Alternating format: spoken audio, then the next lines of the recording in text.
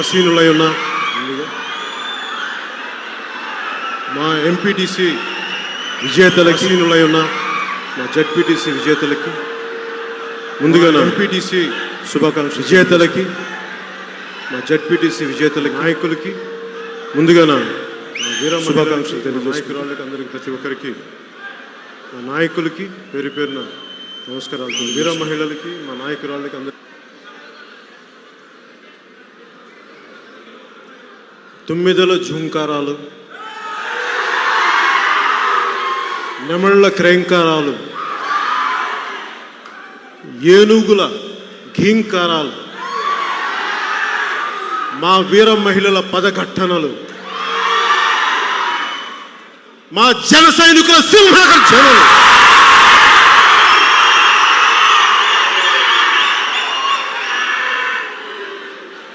YCP గ్రామ సింహాల గోంకారం సహజం.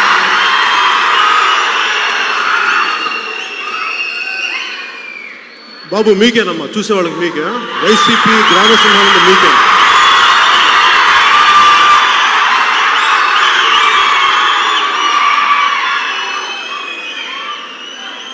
గోంకారము అనగా మొరుగుట.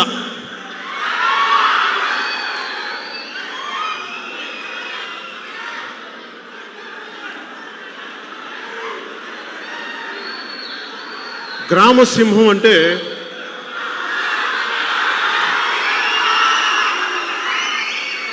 చాలా పదకోశాలు, చాలా నిఘంటువులు పరిశీలించిన పిమ్మట అసలు గ్రామసింహం అంటే ఏంటి అనేది నేను కొంచెం రీసెర్చ్ చేశాను లాస్ట్ కొద్ది రోజుల నుంచి.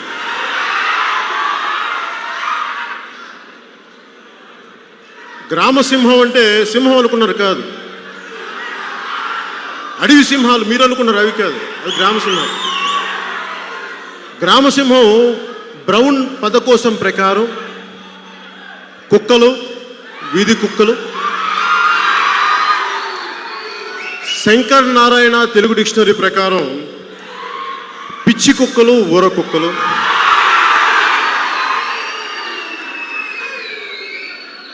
చివరిగా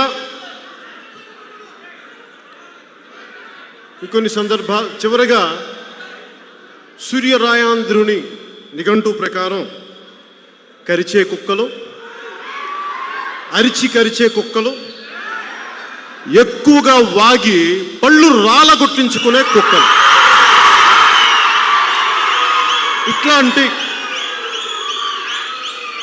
ఇలాంటి ఇత్యాది అర్థాలన్నీ ఈ పదకోశంలో ఉన్నాయి గ్రామసింహాలని. ఈ సన్నాసులకి వారికి జన్మనిచ్చిన తల్లిదండ్రుల నేర్పలేని సంస్కారాన్ని నేను నేర్పగలనా? మనం నేర్పను. వీళ్ళకి ఎవరు నేర్పిస్తారంటే ఎక్కువ మాట్లాడితే ఇట్లా ఇంకా సరిగ్గా నూనూగు మీసాలు రాని 16-17 ఏళ్ల కుర్రాళ్ళు ఉంటారు చూసారా,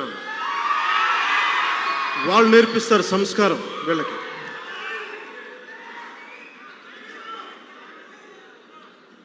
ఈ వైసీపీ వ్యక్తులకి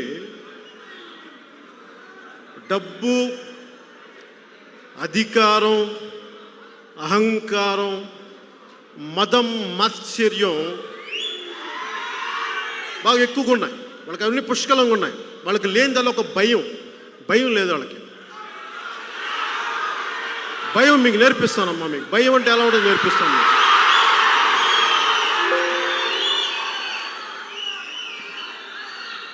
అలాగే అనాల్సినవన్నీ అనేసి కులాల చాటున దాక్కుంటే లాక్కొచ్చి కొడతాం, బయటికి లాగి కొడతాం. కుదరకపోతే భారతీయ శిక్షా స్మృతి ప్రకారం మీకు చట్టపరంగా శిక్షలు పడతాయి. ఆ బాధ్యత మేము తీసుకున్నాం, జనసేన తీసుకుంటున్న బాధ్యత. నేను పార్టీ పెట్టినప్పటి నుంచి కూడా చాలా బాధ్యతగా ఉండేవాడిని. చాలా బాధ్యతగా మాట్లాడతాను. ఒక మాట తోలను. నాకు బూతులు రాక కాదు, మాట్లాడలేక కాదు, మాట్లాడకూడదు కాబట్టి మాట్లాడు. గుంటూరు బాపట్లో పుట్టినవాడిని, నాకు బూతులు రావంటారు. మీకు నా బూతులు వచ్చి వైసీపీ వాళ్ళకి మాకు రావా? మీకు ఇంకా తెలుగులో తిడతారు, 4 భాషలో తిట్టగలను మిమ్మల్ని. ఒక్కరోజు టైం ఇస్తే మీరు కోరుకున్న నాకు ఈ భాషను మమ్మల్ని తిట్టు పవన్ కళ్యాణ్ అంటే అలాగే తిడతాను. నేర్చుకుందాడు మరి తిడతాడు. తెలంగాణలో ఒక సామెత ఉంటుంది, అన్న అల్వాలు ఎడిపోవాలి అంటే అన్న ఉలవలకి దున్నుతున్నానే అంటాడు.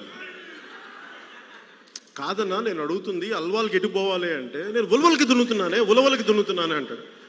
ఆడు ఇట్లా చాలాసేపు అడిగింది. అరే నేను అడుగుతుంది ఏంటి, నువ్వు చెప్తుంది ఏంటంటే వాడు కావాలని చేస్తున్నాడు. అట్లాగా నేను వైసీపీ వాళ్ళని ఏమడుగుతున్నాను, బాబు మీ సొంత చిన్నాయన వివేకానంద రెడ్డి గారు హత్యకు గురయ్యారు, ఎవరమ్మా చంపింది? పవన్ కళ్యాణ్ 3 పెళ్ళిళ్ళు ఎందుకు చేసుకున్నాడు, అదేంటి, నా వ్యక్తిగత జీవితం ఏంటి? అలాగే బాబు మీకు ఎందుకు కోడికత్తిలో ఎవరమ్మా చేసింది ఆ రోజున మీరు అంతా అరిచి గోల చేశారే. సిఎస్ఎఫ్ వాళ్ళు ఉండగా కేంద్ర కంట్రోల్లో ఉండి, నీగాస వ్యవస్థ కంట్రోల్లో ఉండి, భద్రతా వ్యవస్థ కంట్రోల్లో ఉండి మీ మీద దాడి చేస్తే అంత గోల చేశారే. ఆ చంపింది ఎవరమ్మా అని ఆ రోజున అప్పటి గవర్నర్ నరసింహన్ గారు కూడా దీని వెనక చాలా పెద్ద కుట్ర ఉందని అన్నారు కదా. ఆయన కూడా చెప్పాలి దీని సమాధానం. అలా కుదరదు. ఇవి చెప్తే ఏంటి మాట్లాడతారు మీరు నా మీద? రివర్స్ టెండరింగ్ గురించి అడిగితే నా వ్యక్తిగత జీవితం పట్టుకొస్తారేంటి? నా వ్యక్తిగత జీవితం ఏముందిరా నాయన? బ్లాక్ అండ్ వైట్ మీ జీవితం కదా, రంగుల కళలో మీ జీవితం. ఇంకోటి చెప్తున్నా మీకు, నేను ఎప్పుడు కూడా లైన్ దాటి మాట్లాడు. ఈ వైసీపీ అధినాయకుడు కూడా చాలాసార్లు నా వ్యక్తిగత జీవితం గురించి మాట్లాడు. నేను మాట్లాడలేక, మాటలు లేక, సంస్కారం, నా తల్లిదండ్రుల సంస్కారం నేర్పించారు. ఈరోజు మీ అందరి సాక్షిగా చెప్తున్నా, మనం పాటించాల్సింది. నేను మిమ్మల్ని పాటించమని కోరుకుంటున్నాను. ఈ రోజున నేను ఆడబిడ్డలకి చాలా గౌరవిస్తాను. వైసీపీ కార్యకర్త కుటుంబ సభ్యులను ప్రతి ఆడవారికి, ప్రతి వైసీపీ కార్యకర్త భార్య దగ్గర నుంచి వాళ్ళ అధినాయకుడు సతీమణి వరకు, అమ్మా నేను మీకు మాటిస్తున్నాను, మీరు మీ వాళ్ళు మాట తప్పుతారు, మీ వైపు ఒక్క మాట మా వాళ్ళని అన్నెవరు నేను అన్న, మీకు మాటిస్తున్నాను.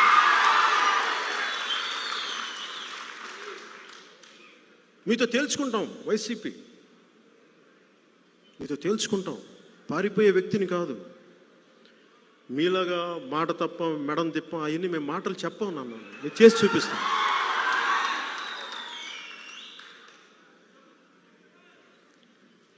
నేను ఎప్పుడైనా సరే చాలా ఒద్దికతోటి, చాలా పద్ధతిగా మాట్లాడతాను. ఈరోజు నేను మీతో పంచుకోదలుచుకున్నా.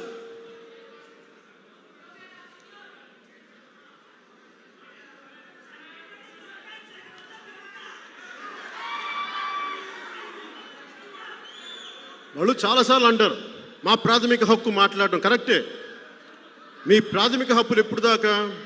నా హక్కులు భంగం కలగనంత వరకే.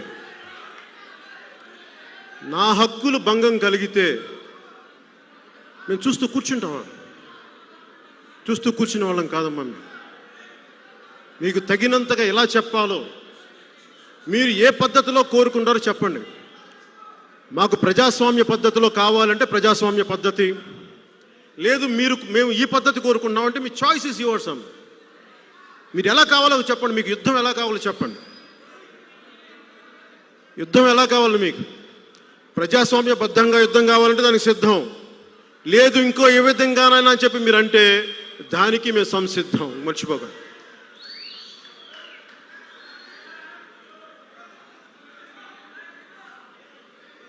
నేను పాలిటిక్స్లో నాకు ఎవరు లేరు. నాకు మా నాన్న ముఖ్యమంత్రి కాదు, మా మామగారు ముఖ్యమంత్రి కాదు. ఇదే పొన్నూరు ఇక్కడ చూడ మా నాన్న హెడ్ కానిస్టేబుల్గా పనిచేసిన, అక్కడ స్టార్ట్ చేసిన మా నాన్న. నాకు మా నాన్న ఇచ్చింది వారసత్వంగా ఏమి ఇచ్చిన ఆస్తులు ఇవ్వాల మా నాన్న. పెద్ద పెద్ద కార్లు ఇవ్వాల, ఇడుపుల్లిపాయలు లాంటి ఎస్టేట్లు ఇవ్వాల మాకు మా నాన్న. వేల కోట్ల సంపాదన ఇవ్వాల మా నాన్న. మా నాన్న నాకు ఇచ్చింది ధైర్యం, తెగింపు, ధర్మరక్షణ. ఈ మూడు ఇచ్చాడు వారసత్వం.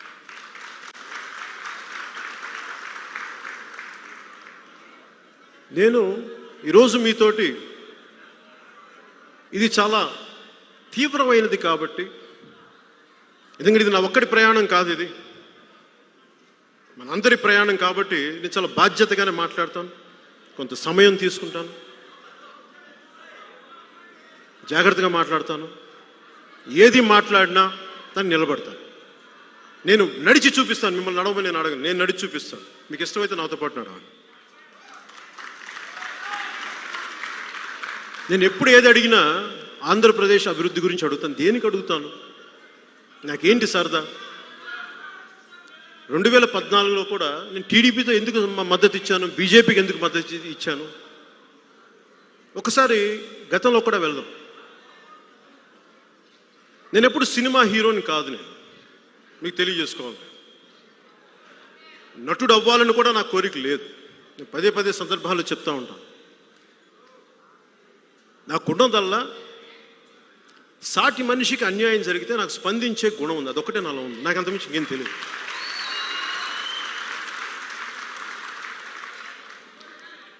అది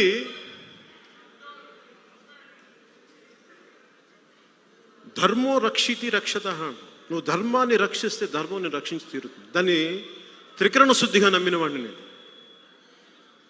19-21 ఏళ్ల వయసులో నేను యోగ మార్గంలోకి వెళ్ళిపోయి, నాకు అవసరం లేదు రామ్లాల్ ప్రభుజీ యోగ మార్గంలోకి వెళ్ళిపోయి తిరుపతిలో ఉంటే, నువ్వు బాధ్యతల నుంచి తప్పించుకుంటున్నావు అని చెప్పేసి సోమరిగా అయిపోతున్నావు అని ఇంట్లో వాళ్ళు అంటే, గత్యంతరం లేక సినిమాలోకి వచ్చాను. ఇష్టపడి రాలేదు నేను సినిమాలోకి. రాజకీయాల్లోకి మటుకు ఇష్టపడి వచ్చాను నేను. ఎందుకు? సినిమాలు ఇష్టం లేక కాదు. సినిమాలు నాకు చాలా ఇష్టం, గౌరవం. అది నాకు అన్నం పెట్టేది, నా తల్లి. అది నన్ను తగ్గించట్లనే.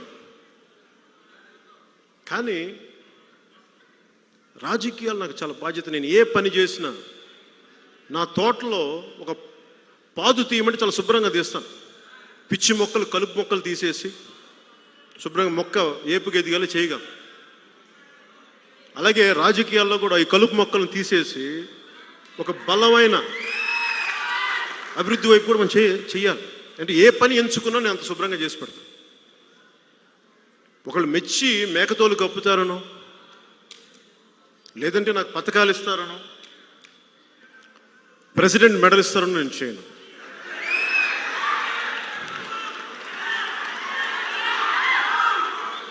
అంటే ప్రెసిడెంట్ మెడల్ కోసం చాలా కష్టపడాలి. కార్గిల్లో యుద్ధాలు చేయాలి, పాకిస్తాన్ శత్రుమూకల్ని చంపాలి, చైనా సరిహద్దులకు వస్తుంటే వాళ్ళని తరిమి కొట్టాలి చైనా వాళ్ళు. అప్పుడు ఇస్తారు మనకి భారతదేశ ప్రభుత్వం ప్రెసిడెంట్ మెడల్ అప్పుడు ఇస్తారు. కానీ మన ఆంధ్రప్రదేశ్ ప్రభుత్వం మటుకు 500 600 500 500 ఇస్తే ప్రెసిడెంట్ మెడల్ ఇస్తారు. నేను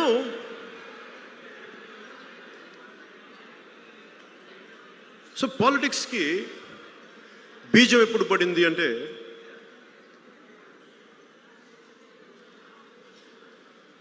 నేను చాలా సూక్ష్మంగా సమాజాన్ని చూసేవాడిని, పరిశీలించేవాడిని.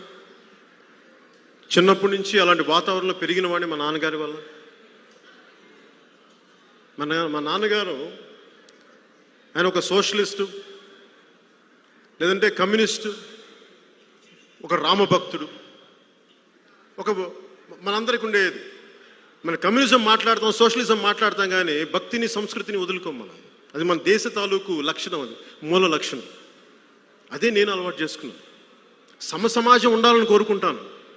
సమసమాజం అంటే డబ్బు సంపాదించే వాళ్ళని చావగొట్టి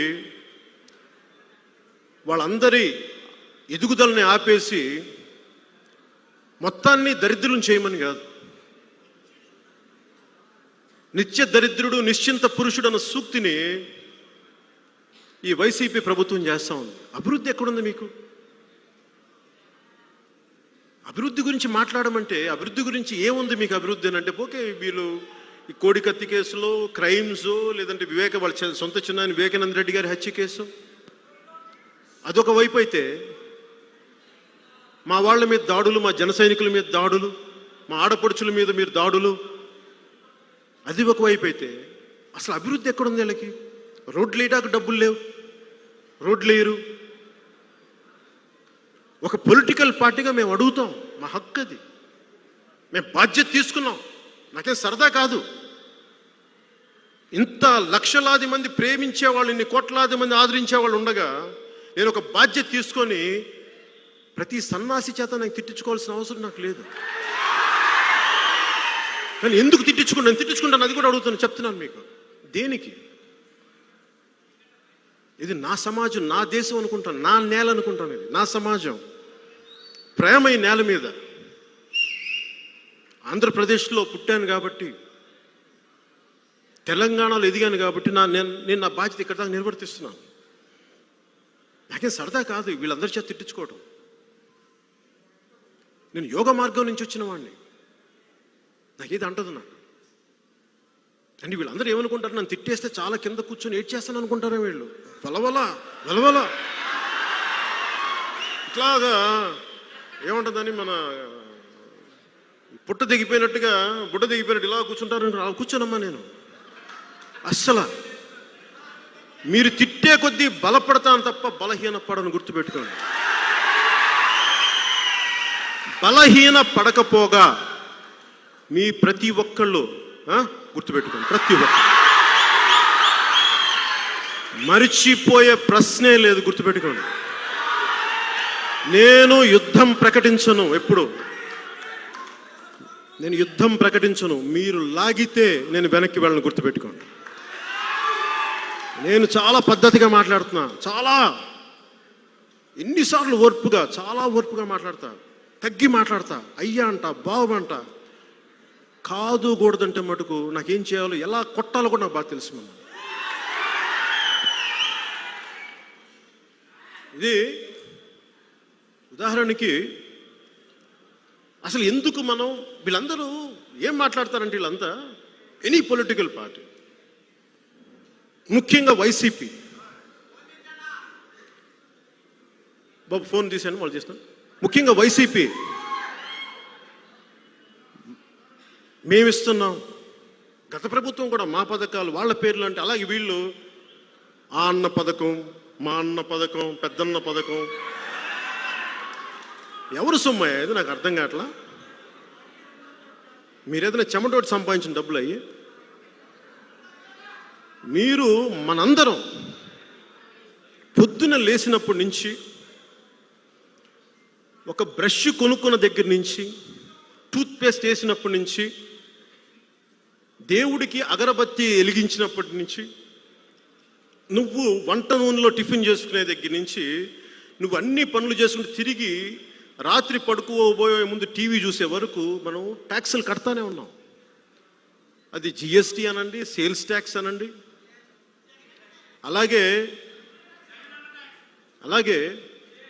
క్రయ విక్రయాల మీద ఒక 60 గజాల స్థలం అమ్ముకున్నా వైసీపీ వాళ్ళగా 6,000 ఎకరాలు సంపాదించుకుని ఏదైనా సరే ట్యాక్స్ కట్టాలి. మేబీ 6,000 ఎకరాలు సంపాదించుకున్న వాళ్ళు ట్యాక్సులు కట్టడం అది మనకు తెలియదు, అది కొంచెం ఎక్సెప్షనల్ కేసులు. మరి ఇంతమంది ట్యాక్సులు కడితే ఆ ట్యాక్స్కి ఒక చోట చేరుతాయి. మీరు పొద్దున్న లేసిన, అలాగే కొంచెం అలా ఈ కొన్ని వ్యసనాలు ఏదైనా అలవాట్లేని ఉంటే, స్మోకింగ్ కానీ ఇవి కానీ, వాటికి 27% లేదా 70%. ఈ ట్యాక్స్లన్నీ కట్టి వెళ్తే అవన్నీ ప్రభుత్వ ఖజానాలోకి చేరిన తర్వాత అయ్యి మనందరికీ ఒక క్రమ పద్ధతిలో అభివృద్ధి పదంలో పంచాలి. అలా కాకుండా వీళ్ళు నాకు ఓటేస్తారు వీళ్ళకి పంచుతా, వీళ్ళు నాకు ఓటేశారు కాబట్టి వీళ్ళకి పంచుతా, వీళ్ళలో కూడా వాళ్ళకి ఇస్తాను వీళ్ళకి ఇవ్వను, ఆ పెద్ద ఆయనకి పెన్షన్ ఇస్తాను ఆ పెద్దమ్మకి నేను పెన్షన్ ఇవ్వను, వీళ్ళకి నేను రేషన్ కట్ చేస్తా వాళ్ళకి రేషన్ ఇస్తా. ఇలా మీరు అస్తవ్యస్తంగా చేస్తే మేము అడగమా మేము మిమ్మల్ని? అంటే మీరేంటి కిరాయి మోకలను పెట్టుకొని కోడికత్తు గ్యాంగుల్ని పెట్టుకొని, లేదంటే కాదమ్మా మీరు కోడికత్తు గ్యాంగుల్ని పెట్టుకొని కిరాయి మోకలు పెట్టుకొని లేదంటే బాంబులతో దాడులు చేస్తామంటే మేము భయపడతామా? మీరు వైసీపీ నాయకత్వానికి స్ట్రైట్గా చెప్తున్నా, అలా భయపడే వాళ్ళు ఇంకెవరు ఉన్నారో కానీ పవన్ కళ్యాణ్తో పెట్టుకోకడమ్మా, తోలు తీసి కింద కూర్చోబెడతా. నా మర్యాద ఎప్పుడు దాకంటే మీరు మర్యాద ఇచ్చినంత వరకే. మీరు మర్యాద స్థాయి దాటారా, నేను దాటితే మర్యాద ఎలా ఉంటుందో మీకు నేను చూపిస్తాను.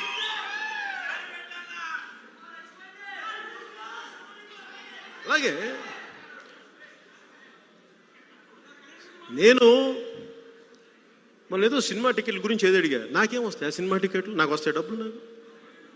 నాకేం థియేటర్స్ ఉన్నాయా? నాకు సన్నాసులారా మీకు తెలియదా థియేటర్లు ఉన్నాయా? థియేటర్లు ఉన్నాయా? నాకు ఎవరికున్నాయి థియేటర్లు ఇక్కడ? మీ వైసీపీ వాళ్ళకి ఎక్కువ ఉన్నాయి. కాకినాడ థియేటర్స్ ఎవరు? మీ వైసీపీ వాళ్ళవి కావా? నెల్లూరు థియేటర్, నెల్లూరు మీకు ఎవరు? మీ మాగుడు శ్రీనివాసులు మీ ఎంపీఏ కదా మీ? అదేలా ఇంకా అక్కడ ఇక్కడ కదా అన్నీ కలిపి నాకు వస్తాయి డబ్బులు. నేనేమడుగుతున్నా, టికెట్ రేట్లు నువ్వు 5 రూపాయలు కాదు 10 రూపాయలు కాదు ఏదైనా పెట్టుకొని సావండి, నాకు అనవసరం. నేను 5,000 రూపాయలకి అక్కడ మా ఇక్కడ అబ్బాయిని సినిమా చేస్తున్నప్పుడు నాకు మా ప్రొడ్యూసరు మా బావగారు అరవింద్ గారు ఇచ్చింది 5,000 రూపాయలు నెలకి. పెద్ద మనసుడు 5,000 రూపాయలు ఇచ్చారు. పాప అంతమంది నేను ఏం కోరుకుంటాను? అలాగే జానీ సినిమాకి సినిమా పోతే డబ్బులన్నీ ఇచ్చేసాను, రూపాయి సున్నా తీసుకుంది, రూపాయికి అప్పు చేశాను 15 లక్షలు. నాకు సినిమా మీద నాకు ఇది లేదు. నేను అడుగుతుంది ఏంటంటే, సినిమా టికెట్లని నేను అడగలా, చాలా చిన్నది అది. నేను అడుగుతుంది ఏంటంటే, నా కష్టార్జితాన్ని ఒకరి కష్టార్జితాన్ని నువ్వెవడు దోచుకోవడానికి అంట. నీకు హక్కు లేదు. నీకు it's demand and supply. Demand and supply మీద ఆధారపడి ఉంటుంది. ఇది సోషలిస్ట్ కమ్యూనిస్ట్ ఎకానమీ కాదు, ఇది ఫ్రీ ట్రేడ్, ఇది మిక్స్డ్ ఎకానమీ. ఇండియా మిశ్రమ ఎకానమీ. ఇది ప్రైవేట్ ఎంటర్ప్రైజెస్ ఉంటాయి, పబ్లిక్ ఎంటర్ప్రైజెస్ ఉంటాయి. అలాంటప్పుడు మీ భారతీయ సిమెంట్స్ని అందరికి సిమెంట్ ఊరికే పంచచ్చు కదా. మీకు అన్ని 1,00,000 కోట్లు ఉన్నాయంటారు కదా, ఒక లేవు అనుకుందాం, అది టీడీపీ వాళ్ళు మీ మీద పెట్టిన ఆరోపణ అనుకుందాం. కొన్ని ఒక వాదనకి కనీసం మీరు ప్రకటించిన 700 కోట్లు తక్కువ లేవు కదా. ఏం చేసుకున్నారు 700 కోట్లు? కొన్ని దాంతోనే అందరూ పంచండి డబ్బులు. అవి పంచరే మీరు? ఆ రోడ్డు మీద టెంపుల్ దగ్గర పూలు అమ్ముకునే వాళ్ళు, ఏమంటుందని పునుకులు వేసుకునే వాళ్ళు, వీళ్ళ దగ్గర కూడా కొట్టండి. మటన్ కొట్టే వాళ్ళ దగ్గర, మటన్ షాపులో తీసేసుకోండి, అవి కూడా లాగేసుకోండి. ఒక పని చేయండి, ఇళ్లలోకి వచ్చి బంగారం కూడా లాగేసుకోండి. మీరు సిగ్గుండాలి మీకు. అడుగుతున్న దానికి సమాధానాలు చెప్పరు మీరు. అడుగుతున్న దానికి మీరు సమాధానాలు చెప్పి అలవాటు లేదా మీకు? కాట్ల కుక్కలా అరుస్తారేంటి? మాట్లాడటం ఎప్పుడు నేర్చుకుంటారా మీరు? నేను ఎందుకు గ్రామ సింహాలు అన్నాను కూడా చెప్తా. ఒకసారి ఎక్కడో మన షూటింగ్ దగ్గర టీవీ పెట్టి చూస్తా ఉంటే సౌండ్ సరిగ్గా రావట్లా, ఈ వైసీపీ వాళ్ళు మాట్లాడుతుంటే. ఆ పక్కనేమో కుక్కలు తెగరుస్తున్నాయి, 2 మ్యాచ్ అయిపోయింది. ఇదేంట్రా?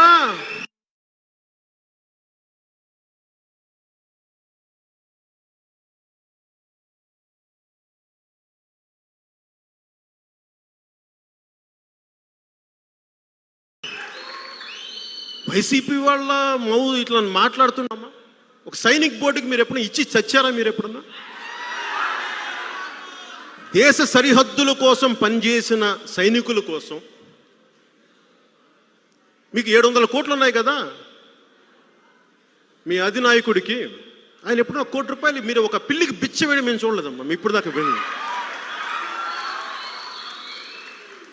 తినే అన్నం కోసం మీరు కాకులను కూడా వేశారు. మీరు అంత పిసనారులు, మీరు పినాసులు, మీరు మాట్లాడతారు మా గురించి.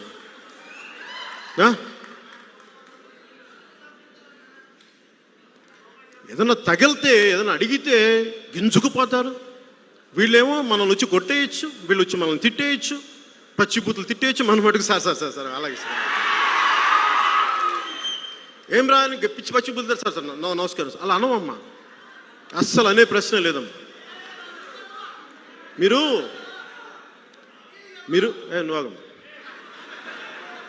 మీరు ఆ టైం అయిపోయిందమ్మా. చాలా రిటైర్డ్ అయిపోయారు మీరు. ఎప్పుడు చాలా పాత ఫ్యూడలిస్టిక్ భావనలో ఉన్నారు మీరు. ఇంకా ఇది మీ గడీలు కాదు, ఇది మీ ఇడుపులపై ఎస్టేట్లు కాదు, ఇది ఆంధ్రప్రదేశ్, ఇది రిపబ్లిక్ ఆఫ్ ఇండియా, సర్వసత్తాక భారతదేశం. గుర్తుపెట్టుకోండి. మీరు నేను ఎవరికి తల ఉంచుతా? మహాశయుడు అంబేద్కర్కి తల ఉంచుతాం. బోస్కి, సుభాష్ చంద్ర బోస్కి తల దించుతాం. భగత్ సింగ్కి జోహార్లు అర్పిస్తాం. గాంధీజీకి మోకరిల్లుతాం. మీలాంటి వాళ్ళకి తాట తీస్తాం.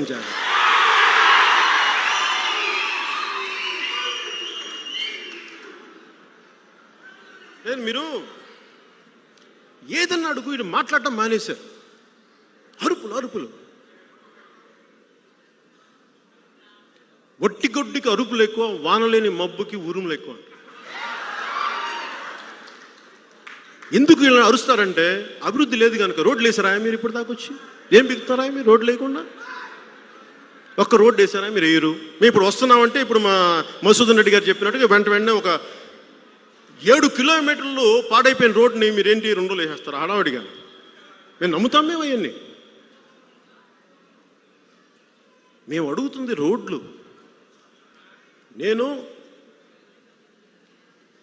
నన్ను వీళ్ళ నాయకుడు నన్ను ఓపెనింగ్కి పిలిచారు. మీకు ఇప్పటిదాకా చెప్పలేదు.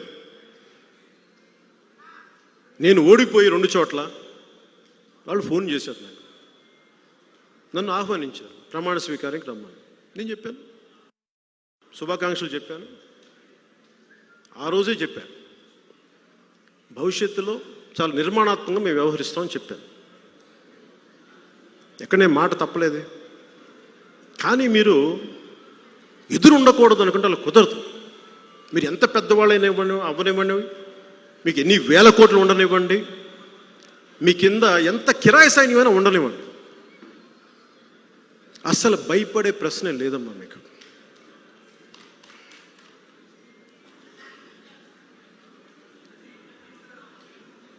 మనందరం ఏం నమ్ముతామంటే, ఉదాహరణకు తోడేళ్ల గుంపు మేము జీతాలు లేకుండా మేము గొర్రెల మందిని కాపు కాస్తామంటే నమ్ముతామా మేము?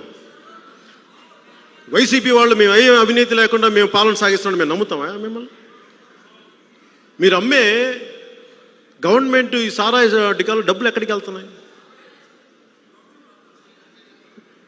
దాదాపు వారు చెప్పిన లెక్కల ప్రకారమే రాష్ట్ర ఆదాయం ఇట్లా ట్యాక్స్, ఇందాక మీకు చెప్పినట్టుగా బ్రష్ల దగ్గర నుంచి, పేస్టుల దగ్గర నుంచి, నూనెల దగ్గర నుంచి అన్నిటి మీద స్టేట్ ట్యాక్స్లు, తర్వాత మనకి రోడ్ ట్యాక్స్లు అన్నీ కలిపి, లేదంటే మనకి జిఎస్టీలు అన్నీ కలిపి మన షేర్కి వాటా అన్ని రకాలు వస్తే దాదాపు 1,29,000 కోట్లు, 1,00,000 కోట్ల పైన అనుకోండి. ఆ 1,00,000 కోట్లు ఏం చేస్తారు మీరు? జీతాలు ఇవ్వరు, జీతాలు 2 వారాలు లేట్ చేస్తారు, పెన్షన్లు ఇవ్వరు, పెన్షన్లు 3వ వారానికి కానీ ఇవ్వరు. ఈ మధ్యన వైజాగ్లో మాకు తెలిసిన వాళ్ళు ఉత్తరాంధ్రలో ఒక ఎక్సైజ్ ఎస్ఐ చనిపోయి దాదాపు సంవత్సరికం కూడా వస్తుంటే ఈ రోజుకి అడిగితే ఆ పెన్షన్ ఆఫీస్కి వెళ్తే ఆయన అంట సాగతిస్తున్నారండి, వినపట్లేదంటే. వాళ్ళు అడిగారు, బాబు మా భర్త పోయారయ్యా, మాకు ఏం చేయాలో తెలియట్లేదు, డబ్బులు ఇవ్వంటే, అమ్మ మీకు కావాలని డబ్బులు ఇస్తాము, మీకు లంచం కూడా ఇస్తామంటే, లంచాలు కాదమ్మా, మాకు అట్లాంటి మనుషులు ఇంకా మేము ఇవ్వడానికి కాదు, డబ్బులు లేవమ్మా మా దగ్గర. ఇది రాష్ట్ర ఆర్థిక పరిస్థితి. దీని గురించి మాట్లాడితే నీచంగా తిట్టేసి, నీచంగా మాట్లాడి వ్యక్తిగతంగా వచ్చేసి కుటుంబాల జోలికి వచ్చేసి మా ఇంటి ఆడపడుచుల జోలికి వచ్చేసి ఎంత దిగజారిపోతే ఎలా? మీకు ఆడబిడ్డలు ఉన్నారు కదా, మీకు కూతుర్లు ఉన్నారు కదా, మీకు బిడ్డలు ఉన్నారు కదా, మీకు అనిపించదా మనసులో ఇది తప్పు, ఇలా మాట్లాడకూడదని? కనీసం మీ కుటుంబ సభ్యులు, మీ ఆడవాళ్ళు ఎవరు చెప్పరా మీకు? దయచేసి కొంచెం విఘ్నత పాటించండి. ఇది కేవలం నేను మీ ఇంటి ఆడపడుచులు, మీ తల్లులు, వారి మీద గౌరవంతో మాట్లాడుతున్నాను. ఇట్లా నేను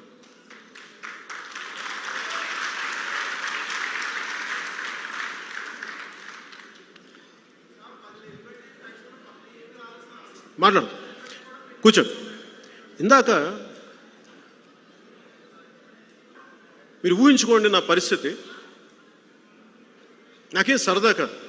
మీరు అర్థం చేసుకోవాల్సింది, నేను కోట్లు ట్యాక్స్ కట్టే సినిమా రంగం నుంచి వచ్చినవాడు. నాకేం సరదా కాదు. నేను ఒక జర్నీ కూడా చెప్పాలి మీకు. 2008లో అప్పుడు పిఆర్పి పార్టీ ప్రస్థానం కూడా చెప్పాలి, చాలా అవసరం ఈ సందర్భంలో. ఆ రోజున చాలామంది నాకు రాజకీయాల్లోకి ముందుకు రావాలని లేదు. మా అన్నయ్య గారు వస్తే ఆయన వెంట సహకారం అందిద్దామని వచ్చాను. నాకు అది సరిపోతుంది, ఎందుకంటే నేను ముందుకు వచ్చే వ్యక్తిని కాదు. నేను సాధ్యమైనంత వెనక్కి ఉండి మీకు నేను సపోర్ట్ చేసే వ్యక్తిని. ఆ రోజు పరిస్థితుల్లో ముందుకు వెళ్ళలేకపోయాం. ఎంతమంది, ఒక సభ పెడితే 10 లక్షల మంది జనాభా వచ్చారు. ఉమ్మడి రాష్ట్రానికి దిశానిర్దేశం మారిపోద్ది ఈ పార్టీ వస్తే అనుకున్న పరిస్థితుల నుంచి అక్కడికి వచ్చినప్పుడు దానిని ఈ చుట్టుపక్కల వ్యక్తులు నడపలివ్వలేని పరిస్థితిలోకి వచ్చి దాంట్లో భాగస్వామ్యం నేను ఏమి చేస్తా నిస్సహాయంగా ఉండిపోయాను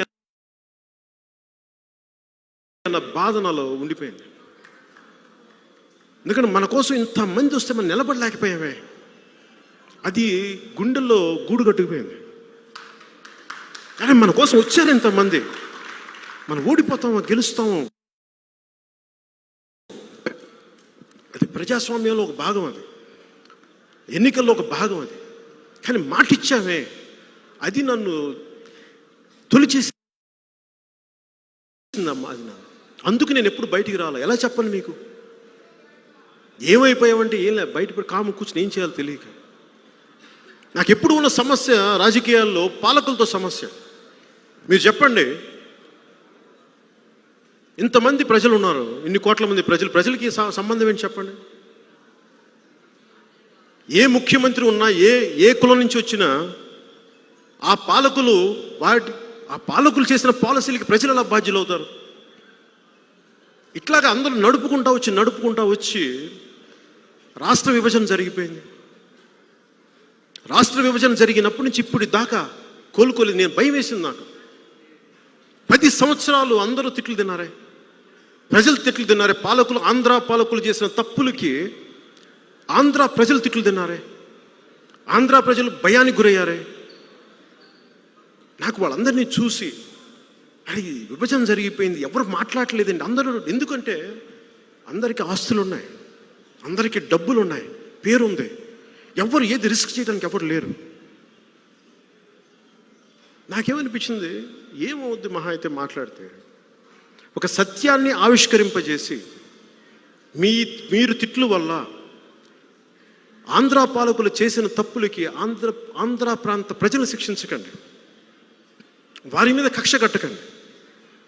ఆ ఉద్దేశంతో వచ్చాను నేను. అలాగే ఈ మిగిలిపోయిన ఆంధ్ర రాష్ట్రం ముక్క ఎవరి చేతుల్లోకి వెళ్ళిపోద్ది? ఇది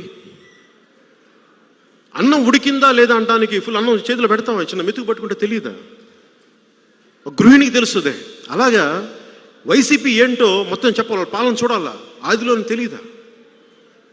ఇవన్నీ దృష్టిలో పెట్టుకొని అప్పటి ప్రధానమంత్రి అభ్యర్థిగా ఉన్న మోదీ గారు పిలుపు మేరకు వెళ్ళి తెలుగుదేశం పార్టీకి మద్దతు తెలిపితే అట్లా నా ప్రయాణం సాగింది. దీంట్లో ఎక్కడా కూడా మీరు చెప్పండి,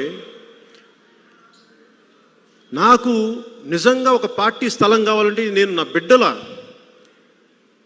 ఎఫ్డీలు వాళ్ళ భవిష్యత్తు కోసం పెట్టుకున్న ఆ డబ్బుని బ్రేక్ తీసుకొచ్చి ఇక్కడ ఈ స్థలం ఎందుకు కడతాను, ఇది ఎందుకు కొనాల్సిన నాకు అవసరం ఏంటి? మీకు అధికారం రావడానికి ఎంత తోడ్పడ్డానే. నేను అడుగుండొచ్చు కదా ఒక స్థలం. కనీసం మీరు ఎక్కడ స్థలం చూపి నేను అడగలా. నాకు ఆత్మగౌరవం చాలా ఎక్కువ. ఎందుకంటే డబ్బులు లేకపోతే పస్తులు ఉంటాం, కానీ ఆత్మగౌరవాన్ని చంపుకోం, అడగం. నేను చేసి పెట్టేవాడిని, నేను ఇచ్చేవాడిని, తీసుకునేవాడిని కాదు. నాకు ఎన్నికల్లో ఓట్లు అడగడానికి కూడా ఇబ్బంది. నాకు మీకు తెలీదా నేను దేనికోసం వస్తాను? నాకు డబ్బులు కావాలా? నాకేం కొత్తగా పేరు కావాలా? నాకేం కొత్తగా అధికారం కావాలా? ఏమి ఇవ్వగలరు నాకు ప్రజలు? చెప్పండి, నిజంగా చెప్పండి. నేను మీ బాగు కోసం కదా వచ్చింది. నాకేం సరదానా? అడ్డమైన గాడిదల చేత నేను తిట్లు తింటా నాకే సరదానా? నిజంగా మాట్లాడతాను. పనికి మాలిన వెధవలు, చవటలు, సన్నాసులు నాకు సరదా కాదు. చాలా పౌరుషం ఉన్నవాడు, చాలా పౌరుషం ఉన్నవాడు. కానీ నా పౌరుషాన్ని ఎందుకు తగ్గించుకుంటానంటే మీకోసం నేను తగ్గించుకుంటాను. మీరు బాగుండాలి, తగ్గించుకుంటాను. ఎందుకు విసిగిపోయాం? 10 సంవత్సరాలు అక్కడ ముఖ్యమంత్రి, ఇప్పుడు అయిన కేసీఆర్ గారు, వారి రాష్ట్ర శ్రేయస్సు కోసం ఆంధ్ర పాలకులు చేసిన తప్పులను దుయ్యబడుతూ దాని తద్వారా ప్రజలకు ఇబ్బంది అవుతా ఉంటే, ఆంధ్ర ప్రాంత ప్రజలకి, ఆంధ్ర పాలకులకి బుద్ధి రాకపోతే ఇంక నేనేం చేయను? దీనికి విసుగొచ్చి ఇంక బయటికి రావాల్సి వచ్చింది. నిజంగా నా సరదా కాదు. 2014లో తెలుగుదేశం పార్టీకి నేను కోరుకుంది ఒకటే. మీరు చూసే ఉంటారు ఆ విజువల్. నేను చంద్రబాబు నాయుడు గారు నా ఆఫీస్కి వచ్చాను. నేను వెళ్ళలేదు, మీరు గుర్తుపెట్టుకోండి. ఎందుకంటే నేను వెళ్ళలేక కాదు. నేను ఒకటి అడిగా, మీకు నా వల్ల మీకు సహాయం కావాలి అంటే మీరు నన్ను అడగవాలి. దేనికి అడగమని? పొగరుతో కాదు. నేను మిమ్మల్ని తగ్గించడం ఇష్టం లేక ఆయన రమ్మన్నాను. మిమ్మల్ని తగ్గించడం ఇష్టం లేక చెప్పాను కూడా ఆయనకి. నాకు ఇది పొగరు అనుకుంటారు, పొగరు కాదు. ఎందుకంటే మీరు మా వాళ్ళు ఒక బిర్యానీ ప్యాకెట్కు, ఒక సారాయి ప్యాకెట్కు వెళ్ళేవాళ్ళు కాదు. వాళ్ళకి కావాల్సిందల్లా చిన్నపాటి గౌరవం ఇవ్వండి. ఆ గౌరవం ఇస్తే మేము వస్తాం, అప్పుడు చెప్తాం. అలా కాదు ఒక ఎంపీ సీటుకో, ఒక రాజ్యసభ సీటుకో అంటే నా రియాక్షన్ కూడా చూశారు అంతకుముందు. ఒక సభలో నేను మాట్లాడాల. ఎందుకు మాట్లాడంటే, మీరు నా ఆత్మగౌరవాన్ని దెబ్బ కొడితే నేను ఇంకో మనిషిని. మీరు నాకు మీకు ఎంత గౌరవం ఇస్తానో అంత తిరస్కార భావాన్ని కూడా నేను చూపించగలను. నాకు శక్తి ఉంది నా దగ్గర. ఎందుకంటే నేను మీ నుంచి ఏం కోరుకోలేను. ఎందుకు మాట్లాడగలను? నేను డబ్బులు సంపాదించుకోలేక. ఇదే హైదరాబాద్ మాదాపూర్లో ఎకరం ₹1,00,000 ఉన్నప్పుడు నా సంపాదన ₹1,00,00,000. నేను కొనుండొచ్చు కదా. ఈ రోజున 1,000 కోట్లు ఉండేది, 2,000 కోట్లే. వీళ్ళ వైసీపీ నాయకుల కంటే ఇంకా అద్భుతంగా అఫీషియల్గా డబ్బులు సంపాదించేవాళ్ళు. నేను చెయ్యలా. ఎందుకు సంపాదించలేదంటే, అలాంటి డబ్బు ఎక్కువైపోయే కొద్దీ భయపడిపోతాం. ఇప్పుడు డబ్బు పెరిగే కొద్దీ ధైర్యం రావాలి కదా. డబ్బు పెరిగే కొద్దీ భయం వేసిపోద్ది. వాళ్ళు ఏం చేసేస్తారేమో, ఇదేం చేసేస్తారేమో, ఇట్లా అని. ఇవన్నీ ఆలోచించి నేను ఎప్పుడు డబ్బు వెంట పడలా. ఎందుకంటే నాకు ధైర్యం, నా ధనం ధైర్యం, ద్రవ్యం కాదు.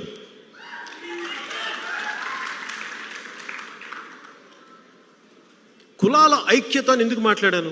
చాలామంది కోపం వచ్చింది 2 అంశాల మీద. ఇక్కడ చాలామంది ఆయన ఉన్నారో లేదో, చాలామంది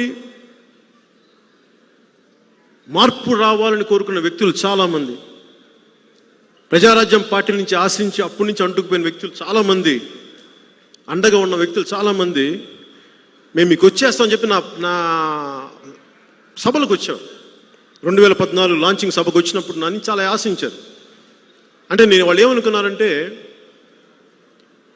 నేను వర్గశత్రువుని చూపిస్తానని చెప్పి. ఒక పార్టీకి ఒక వర్గశత్రువు కావాలి ఎదగడానికి, పోరాటం చేయడానికి. ఎదగడానికంటే కూడా పోరాటం చేయడానికి. టీఆర్ఎస్ అని పార్టీ ఎందుకు వచ్చింది? వాళ్ళ వర్గశత్రువు ఆంధ్ర పాలకులు. వైసీపీకి వర్గ శత్రువులు కమ్మవారు.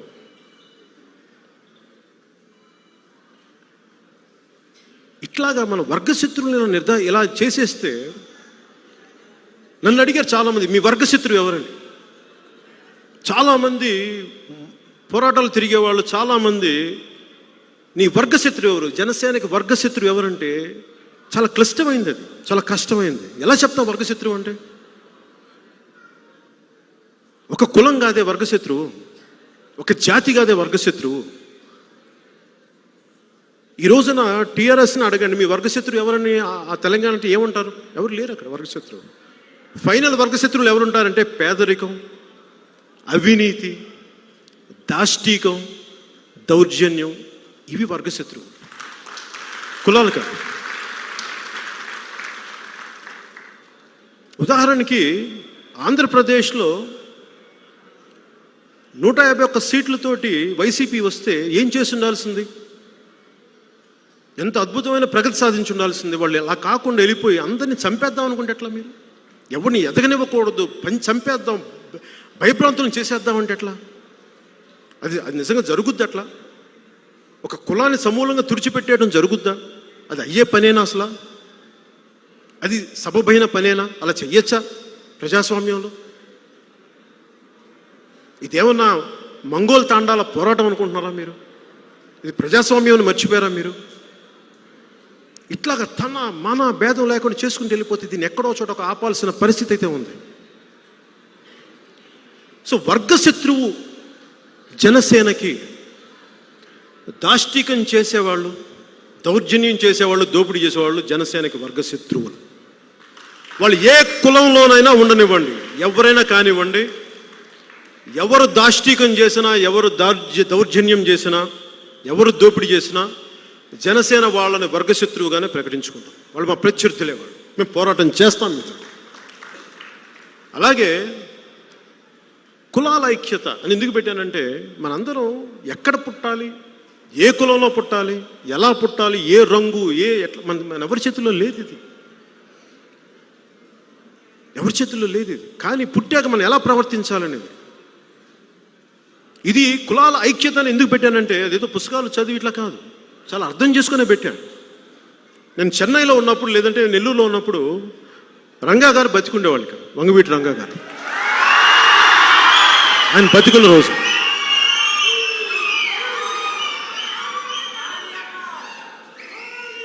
వంగవీటి రంగా గారు బతికున్న రోజుల్లో నేను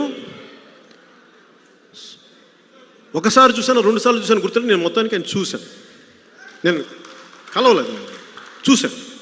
ఎందుకంటే నేను చిన్నవాడిని. ఆయన తీసుకొచ్చిన వాళ్ళు ఎవరు? ఆయన స్నేహితులైన కమ్మవారు, అన్నయ్య గారి ప్రొడ్యూసర్లు. రంగా గారిని రావడం చూశాను, నమస్కారం పెట్టడం చూశాను. నేను వాళ్ళకి కాఫీలు పంపించాను, అంతే, కాఫీలు పురమాయించి. పోనీ నాకు అలాగే నా కజిన్ మెహర్ రమేష్ ఒక అబ్బాయి ఉన్నాడు. అబ్బాయి గుడ్లవల్లేరులో చదువుకుంటూ ఒకసారి సెలవులు వచ్చేసాడు.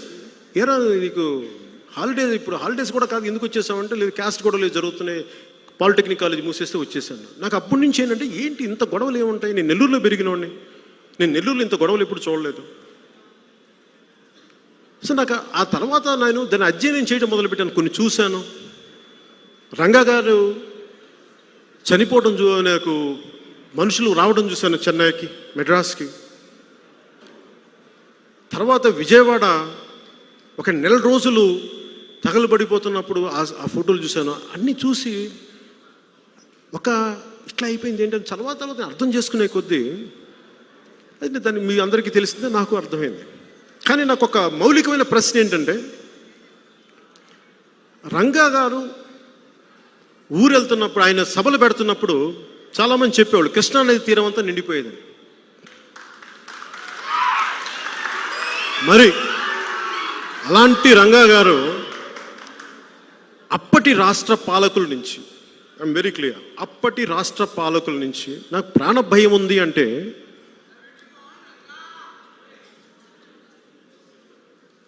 అప్పటి రాష్ట్ర పాలకుల వల్ల నాకు ప్రాణ భయం ఉంది అని ఆయన ధర్నాకి కూర్చుంటే సత్యాగ్రహం చేస్తూ ఉంటే నాకు ఒకటే ప్రశ్న అనిపించింది.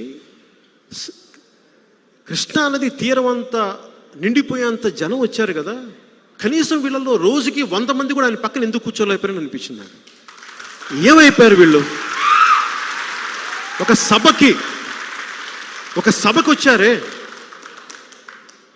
ఆయన నన్ను చంపేస్తున్నారంటే ఆయన మద్దతుదారులు ఎందుకు ఆయన పక్కన కూర్చొని రక్షించుకోలేకపోయారు అన్నది నన్ను ఈ రోజుకి పట్టి పీడించే ప్రశ్న. ఎదుటి వారిని అనబోయే ముందు మనం ఏం చేశాం అన్నది కూడా మనం ఆలోచించుకోవాలి. ఇది చాలా అవసరం. ఎందుకంటే గుడ్డి ద్వేషం సమాజాన్ని చీల్చి నిట్టనిల్లో చీల్చేసి ఎవరికి సుఖం లేకుండా చేస్తుంది. ఇది చాలా అర్థం చేసుకోవాలి. ఇది 2014లో కూడా కాపు రిజర్వేషన్లు మనకి తునిలో జరుగుతున్నప్పుడు చాలామంది అడిగారు, నువ్వు రావు ఇట్లా దీని మీద స్పందన ఏంటని. నేను ప్రతి సమస్య నుంచి ఏ సమస్య అయినా సరే నేను పారిపోను. ఇందాక మన నాయకులు చెప్పినట్టుగానే అది చిన్న సమస్య అవనివ్వండి, పెద్ద సమస్య అవనివ్వండి, నేనైతే పారిపోను.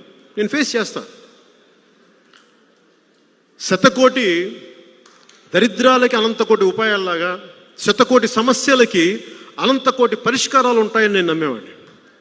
నేను పారిపోను, ఏ సమస్య నుంచి పారిపోను. ఇబ్బంది పెడుతుంది నన్ను తిట్టుకోవచ్చు, కానీ నేను పారిపోను. ఎందుకంటే నేను బాధ్యత తీసుకున్నాను కాబట్టి. కానీ నేను ఆ రోజున నేను కొంతమంది మాట్లాడితే, కొన్ని నీగా వర్గాలు వీళ్ళందరితో మాట్లాడితే, కొన్ని వైసీపీ వర్గాలు దూరిపోయిన దాంట్లో గొడవలు చేయడానికి సిద్ధమైపోయారని చెప్తే, పైగా అక్కడ ఏమైంది, సభ మాట్లాడుతూ ట్రైన్ దగ్గరికి వెళ్తారనేది ఎవరికి తెలియదు, రైలు కట్టల మీద కూర్చుంటారని ఎవరికి తెలియదు, ఎవరు చెప్పలేదు. ఎందుకంటే ఇది నాకు చెప్పింది చాలామంది కాపు నాయకులు చెప్పారు. అలా గొడవ జరిగిపోయి ఎన్నో సంవత్సరాలకు ఇంతమంది కోరుకుంటున్న ఒక ఉద్యమం ఒక్క చిన్నపాటి పొరపాటు ఈరోజు ఏమి కాకుండా అయిపోయింది. అట్లాగా ప్రతి సమస్య. ఈరోజు రాయలసీమలో కూడా నేను మొన్న వెళ్తే దళితుల హక్కులు కాల రాసేస్తారండి. దళితులకి ఇక్కడ మనకి ఇక్కడ ఒక హక్కు ఉంది. ఇక్కడ నిజంగా రాయలసీమ లోపలికి వెళ్తే మీకు నోరు మెదపడానికి భయపడే పరిస్థితులు కొన్ని ప్రాంతాలు, నేను అన్ని ప్రాంతాలను చెప్పలేను కానీ కొన్ని ప్రాంతాలు ఖచ్చితంగా. అలాగే బోయ కులస్తులు ఇబ్బందులు పడుతూ ఉంటారు, నాకు సాధికారత లేదని. ఇలాంటి అన్ని పరిస్థితుల్లో నేను కులాల ఐక్యతను ఎందుకు పెట్టానంటే, మనందరం పరస్పరం అర్థం చేసుకొని ముందుకెళ్ళాలి తప్ప ఒకళ్ళని కక్షగట్టి పెట్టుకున్నావా సమూలంగా అందరినీ దహించేస్తుంది. వైసీపీ చేస్తున్న తప్పు కూడా అదే. వారు వర్గశత్రువుగా ప్రకటించుకున్న పోరాటంలో రాష్ట్ర అభివృద్ధిని తగలబెట్టేస్తారు. ఇది చాలా మనం జాగ్రత్తగా గమనించాలి. రాష్ట్రం అంటే 2 కులాలు కాదు, రాష్ట్రం అంటే చాలా పెద్దది, గుర్తుపెట్టుకోండి.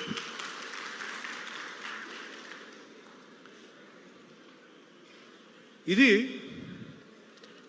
ఇలా ప్రతి సమస్య మీద మేము బలంగా మాట్లాడతాం, నిలబడతాం. నేను 2 చోట్ల ఓడిపోయినప్పుడు, ఇక్కడ ఏదో ఆ రోజు మన విజయవాడ ఆఫీస్లో వెళ్ళి ప్రెస్ మీట్ పెట్టి తిరిగి ఒక 2 రోజుల తర్వాత హైదరాబాద్ పోయినప్పుడు నా తెలంగాణ కార్యవర్గం వచ్చి ఇలాంటి మీటింగ్ జరిగి ఇంకొంచెం దీంట్లో సగం మీటింగ్ జరిగి, కనీసం నువ్వు ఇక్కడన్నా పోటీ చేసుకుని మిమ్మల్ని గెలిపించుకునేవాడన్నామా అని చెప్పి ఏడ్ చేశాను అందరు. కనీసం అంటే నేను చెప్పాను, అక్కడున్న పరిస్థితులు వేరు, అక్కడ పోరాటం చేయాల్సిన పరిస్థితులు, అండగా నిలబడాల్సిన పరిస్థితులు. ఒక్కొక్కరు ఆలోచన విధానం వేరుంటుంది. నేను గెలుస్తాను ఓడిపోతానని కాదు, పాపం కష్టాల్లో ఉన్న వాళ్ళకి అండగా వెళ్ళటానికి నిలబడవచ్చు, నన్ను గెలిపించవచ్చు, ఓడించవచ్చు, దట్స్ ఓకే. అది ఎందుకంటే నేను మిమ్మల్ని దేహి అని ఎప్పుడు అడగను. నేను మీకు అండగా నిలబడేవాడిని, మిమ్మల్ని దేహి అని ఎప్పుడు అడగను. నేను భిక్షగాని కాదు. మీకు నా మీద నమ్మకం ఉండి నిలబడతాడు సమస్యల మీద అంటే అప్పుడు మీరు నన్ను గెలిపించండి. మీరు నన్ను గెలిపించి చూపించండి, రాష్ట్రాభివృద్ధి ఎలా ఉంటుందో మీకు చేసి చూపిస్తాను మాటల్లో. అలాగే శాంతి భద్రతలు ఎలా ఉంటాయో చేసి చూపిస్తాను మీకు. ఒక ఆడబిడ్డ మీద ఎవడన్నా ఇలా చూడాలంటే కూడా లోపలే భయం లాగిపోవాలి. అలాంటి శాంతి భద్రత. రాజకీయాల్లో ఇంకో సమస్య ఏంటంటే, ఒక కులం తిడితే ఇంకో కులం అదే కులపు నాయకుల చేత తిట్టిస్తాను. నేను వైసీపీ వాళ్ళకి చెప్తా ఉన్నా, ఒక కాపుల చేత ఏంటంటమ్మా అన్ని కులాల చేత తిట్టించాను, నాకేం ఇబ్బంది లేదు, అస్సలు ఇబ్బంది లేదు. నేను తప్పు కూడా అనుకోను. ఎందుకంటే ఆ కులానికి సంబంధించిన నాయకులు తిడితే నేను ఆ కులం అంతా తిట్టింది నేను అనుకున్నా. ఆ కులంలోని ఒక వ్యక్తి తిట్టాడు అనుకుంటాను తప్ప కులం అంతా తిట్టింది నేను అనుకునే వ్యక్తిని కాదు.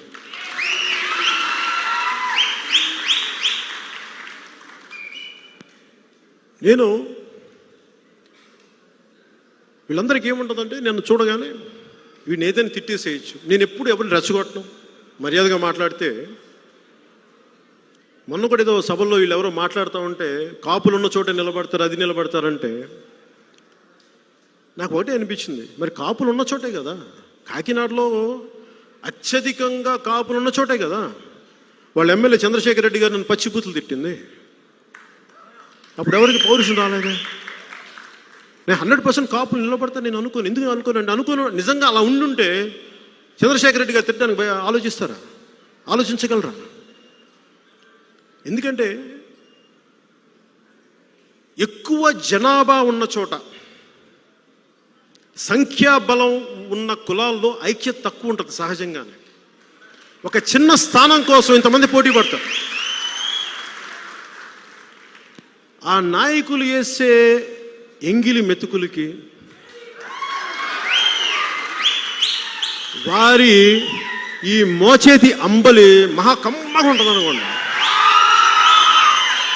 పాపం. ఎందుకంటే ఎక్కువ మంది పోటీ పడతారు కదా, అందుకని ఎవడు ముందు వెళ్ళిపోయి అంబలి తాగేస్తే పాపం బాగుంటుంది. తాగండి రా బాగా తాగండి. కొంచెం అంబల్లో కొంచెం కారం, కొంచెం ఉప్పు వేసుకుని ఇంకొంచెం ఎక్కువ తాగండి, బాగుంది, మంచిగా కొడతాను. సిగ్గుండాలి మీకు. అప్పుడు జాతి గురించి మాట్లాడకండి అమ్మ, తప్పది.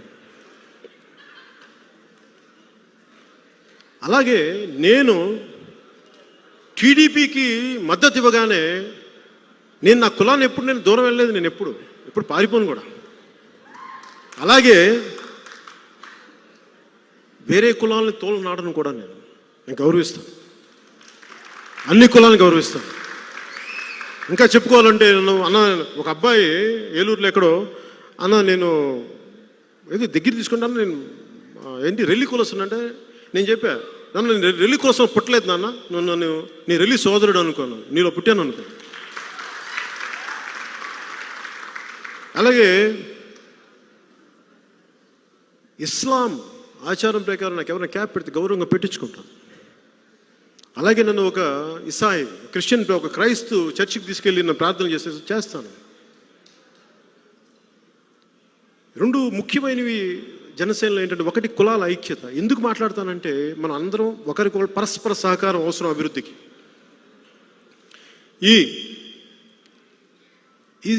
ఈ దీంట్లో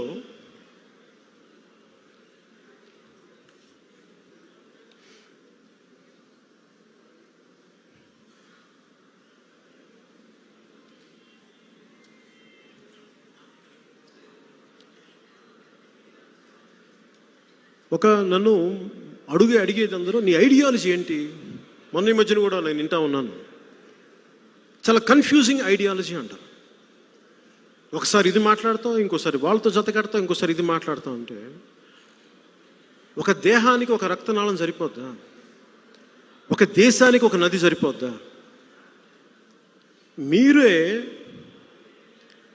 వేరే పార్టీల్లో గెలుచుకున్న వాళ్ళని మీరు ఎమ్మెల్యేలు లాక్కుంటారే, అది మీకు తప్పు అనిపిస్తుందా? మీకు అంటే మీ తప్పుడు అధికారం కోసం మీరు ఎవరితోనే కలిసిపోవచ్చా? మేము మా ఆశయాల కోసం ముందుకు తీసుకెళ్ళడం కోసం నేను అవసరమైనప్పుడు వ్యూహం మారుస్తాను, అంతేగాని పిచ్చిగా అలా కూర్చోబెట్టి మేము వాళ్ళు చచ్చిపోయి, ఎందుకంటే నేను అడుగు ముందుకు ఇవ్వాలి. దేనికి ఎప్పుడు తప్పంటే వీళ్ళతో కలిస్తే నాకు వీళ్ళు ఇది ఇస్తారు, వీళ్ళు తెలిస్తే నాకు సెంట్రల్ మినిస్టర్ ఇస్తారు, నేను అట్లా కలవను. వీళ్ళతో వెళ్తే మా వాళ్ళకి న్యాయం జరుగుద్దా, మా వాళ్ళకి అభివృద్ధి జరుగుద్దా, మా రాష్ట్రం బాగుంటుందా, అప్పుడు కలుస్తాం చెప్పేదాన్ని బట్టి. బీజేపీతో కలిసినప్పుడు నేను అడిగాను, ఈ అమరావతిని ఉంచండి ఇక్కడ, వాళ్ళ దాన్ని ఒప్పుకున్నందుకే కలిసాను నేను. ఉత్తరాంధ్ర వెనుకబాటుతనం గురించి ఉంది, మేము అండగా నిలబడతా ఉన్నాను, అందుకు కలిసాం. రాయలసీమ కరువు సీమగా ఉంది, అందరూ ముఖ్యమంత్రులు అక్కడి నుంచి వచ్చినా దాన్ని ఇంకా వాళ్ళు అభివృద్ధి అయ్యారు, కానీ ప్రజలు వలసలు వెళ్ళిపోతూ ఉన్నారు. ఎక్కడికో బెంగళూరుకు ఇంకో చోటుకి వెళ్ళిపోతుంటే ఆ వలసలు ఆపడానికి అక్కడ అభివృద్ధి కావాలంటే దాన్ని నిలబడతా ఉంటేనే నేను భారతీయ జనతా పార్టీ సపోర్ట్ చేశాను. అలాగే స్పెషల్ కేటగిరీ స్టేటస్లో నువ్వు ఎందుకు ఇట్లా అయిపోయావంటే, నేను ఎప్పుడు వెనక్కి వెళ్ళలేదు, చాలా బలంగా నిలబడ్డాను స్పెషల్ కేటగిరీ స్టేటస్కి. నేను ఒక కొండ నాకు ఇది హక్కు అని చెప్పి నేను తీసుకెళ్ళి ముందుకెళ్తున్నప్పుడు నా ముందర కాళ్ళకి బంధాలు వేసేది ఎవరైతే నాతో అండగా ఉండాల్సిన వాళ్ళే. తెలంగాణకి ఆంధ్రాకి ముఖ్యమైన తేడా, మాకు తెలంగాణ కావాలంటే ఇర్రెస్పెక్ట్ ఆఫ్ పార్టీస్, ప్రజలకి సంబంధం లేకుండా కులాలకి సంబంధం లేకుండా అందరు కలిసి మా తెలంగాణ కావాలని వస్తారు. ఆంధ్రాకి దౌర్భాగ్యం ఏంటంటే ఇది వాడు చేస్తున్నాడు, ఈ క్యాస్ట్ వాడు చేస్తున్నాడు, వీడి మా వర్గం కాదు, పవన్ కళ్యాణ్ చేస్తున్నాడు, నాకు ఏముండదా స్పెషల్ కేటగిరీ స్టేటస్, నాకైనా మెచ్చి మేకతోలు చెప్తారా నాకు చేసినప్పుడు. పోనీ ఎందుకంటే చాలామంది చప్పట్లు కొడతారు, నేను వస్తే సభలు పెడతారు, ఏదో నాకు సరదా కాదు. కేంద్ర ప్రభుత్వంతో గొడవ పెట్టుకోవడం అంటే సాహసం, అది దట్టు ఒక బలమైన ప్రధానమంత్రి, మామూలు వ్యక్తి కాదండి. ఆయన్ని ప్రశ్నించడం చాలా కష్టమైన పని, కానీ ఎందుకు చేశాను, ఆయనతో ఎందుకు చేశాను, ఆయన పాప ఆయనకి నేనంటే చాలా ఇష్టం ఆయనకి, మరి నేను ఎందుకు పెట్టుకున్నాను, మీకోసం పెట్టుకున్నాను. కానీ మీరు నిలబడలేదా నాకు, కనీసం నన్ను వైజాగ్లోనే గెలిపించుకొని ఉంటే స్టీల్ ప్లాంట్ కొంచెం బలంగా నిలబడేవాడిని. ఏం చేయగలను చెప్పండి, ఓట్లన్నీ వైసీపీకి వేసి పని నన్ను చేయమంటే నాదైనా పరిమితులు అలా చేస్తా, ఎక్కడికి వెళ్ళను, పారిపోను, నేను మాట తప్పను, నేను నిలబడతాను. కానీ మీరు కూడా ఆలోచించాలి, ఇది నాకు అభ్యర్థన కాదు, ఇది నా ఆవేదన. నిన్న కూడా ఇన్ని తిట్లు తింటా ఉంటే పాపం నేనంటే ఇష్టపడి స్నేహితులు వచ్చేసి ఏడ్చేశారు, ఎందుకు ఇంత దౌర్భాగ్యుల చేత తిట్లు తింటావు నువ్వు అంటే, నేను నా కర్మ అనుకోలే, నా దేశం నేను రక్షించుకుంటా, నేను తిట్లు తింటా, పర్లా ఏం పర్లా.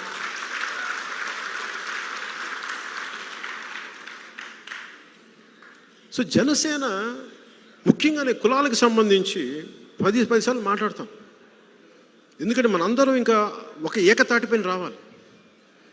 నేను నెల్లూరులో పెరిగిన వాడిని, వీళ్ళు చాలామంది ఏమంటారు కుల ఘర్షణలు రెచ్చగొడతా అంటారే, కుల ఘర్షణలు రెచ్చగొడిన వాడైతే నేను టీడీపీతో జత కడతానా, అసలు అలాంటి వ్యక్తి టీడీపీతో జత కడతా బాగుండాలని కదా. అలాగే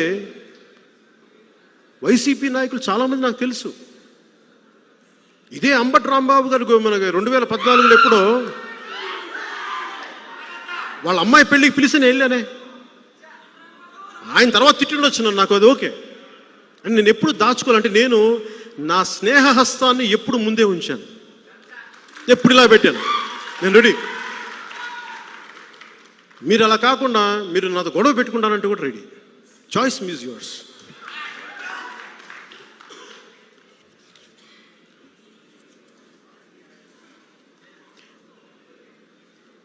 నేను పోరాట యాత్ర స్టార్ట్ చేసినప్పుడు నేను 25 సంవత్సరాలని చెప్పాను మీకు ఆ రోజున. 25 సంవత్సరాలు 2014లో నేను 25 సంవత్సరాలు పనిచేస్తానని చెప్పాను. అదేదో మీ చేత చప్పట్లు కొట్టించడానికి సరదాకు చెప్పలేదు, నేను నిలబడటానికి చెప్పాను. 2 చోట్ల ఓడిపోయినా, ఇంత స్టార్డమ్ మొదలుకొని వచ్చినా, మేము 2009లో అప్పుడు ఎలక్షన్లో చేసిన పొరపాటుకు నేను ప్రాయశ్చితం చేస్తున్నాను, మీకు క్షమాపణలు అడుగుతున్నాను, మిమ్మల్ని 2 చేతులతో క్షమాపణలు అడుగుతున్నాను, ప్రాయశ్చితం చేసుకుంటున్నాను. ఒకసారి మాటిచ్చి నిలబడలేక నేను దాంట్లో ఉన్నాను కాబట్టి బాధ్యత తీసుకొని మీరు ఏ శిక్ష విధించినా మీరు ముఖ్యమంత్రి పదవి ఇవ్వండి, ఇవ్వకపోండి, అది వరించండి, వరించనివ్వకపోండి, నాకు ఓకే.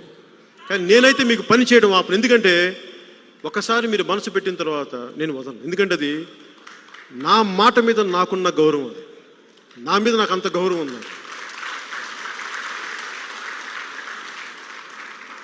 ఈ రోజున మీరు అర్థం చేసుకోవాల్సింది, ఇందాక చెప్పినట్టుగా నాకు ఇడుపులపై ఎస్టేట్ లేవు, పాల ఫ్యాక్టరీలు లేవు, సినిమా హాల్ లేవు. నాకు తెలిసింది ఒకటే సినిమాలు యాక్ట్ చేయడం. దాన్ని కూడా నా ఆర్థిక మూలాలను కూడా దెబ్బ కొట్టేస్తానంటే నాకు ఓకే. మీ అందరూ ఒక పూట అన్నం పెట్టరా, లేదంటే కూర్చోబెట్టే ఒక కాఫీ ఇవ్వరు. నాకు దాని గురించి ఆలోచించలేదు. అలాగే చాలాసార్లు అసలు నీకు డబ్బులు ఎలా వస్తాయి పార్టీ కంటే నేను మీకు చెప్తా. ఆ రోజున నాకు కరెక్ట్ గుర్తులేదు కానీ 1,65,00,000 కానీ 1,85,00,000 కానీ నా బ్యాంక్లో ఉన్న పెట్టుబడి డబ్బు.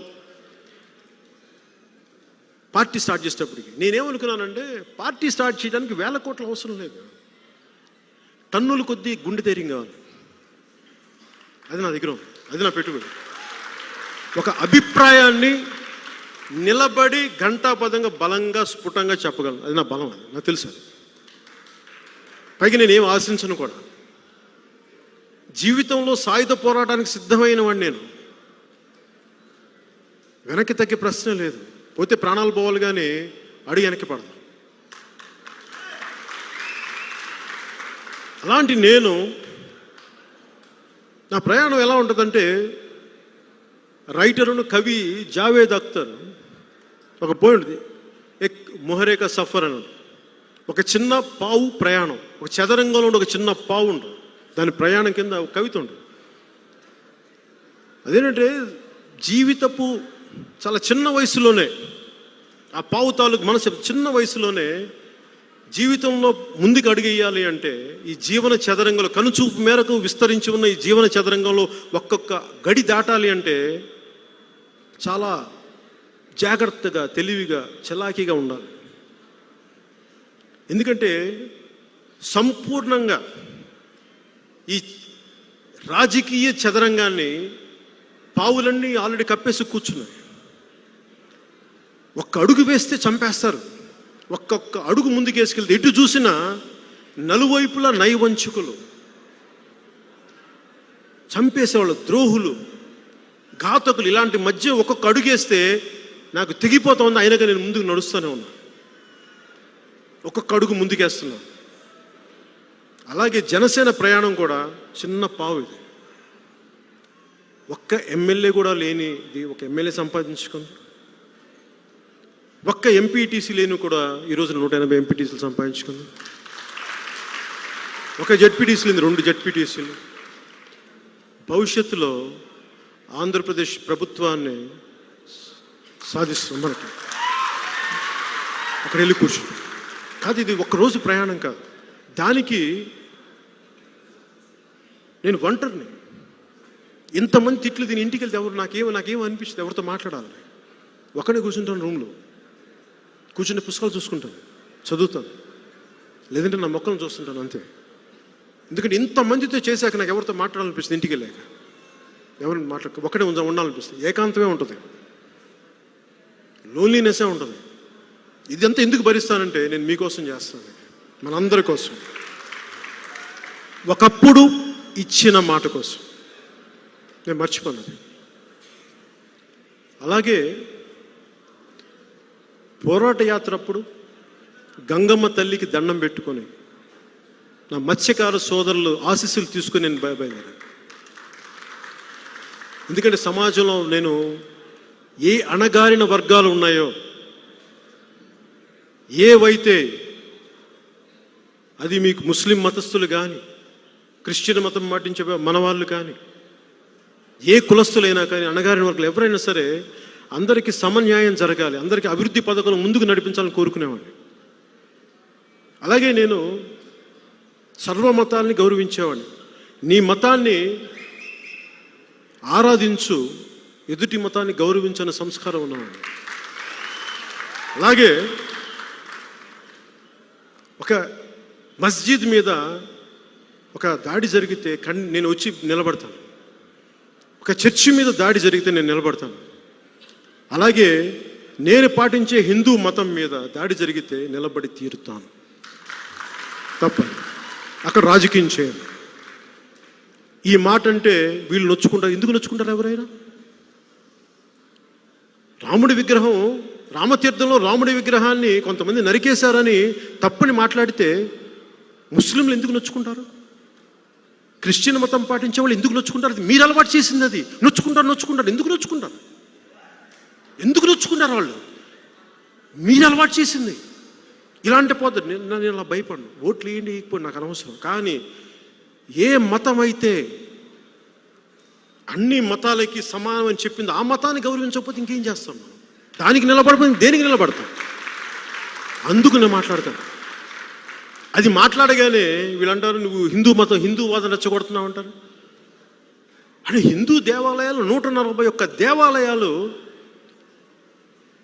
అంతర్వేదిలో రథాలు తగలబెట్టినా కానీ మీరు దోషుల్ని మీరు శిక్షించకపోతే ఏం మీరు ఇండికేషన్ ఇస్తున్నారు బయటికి ప్రపంచానికి? నేను దాన్ని ఖచ్చితంగా నిలబడతాను.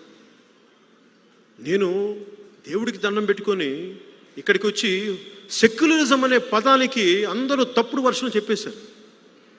సెక్యులరిజం అంటే హిందూ మతం మీద దాడి జరిగిన, మీకు ముస్లాం మీద దాడి జరిగిన, క్రిస్టియానిటీ చర్చిల మీద దాడి జరిగిన, ఏ టెంపుల్స్ మీద దాడి జరిగిన, బౌద్ధం మీద దాడి జరిగిన, హిందూ దేవాలయాల మీద దాడి జరిగిన సంపూర్ణంగా ఖండించాలి.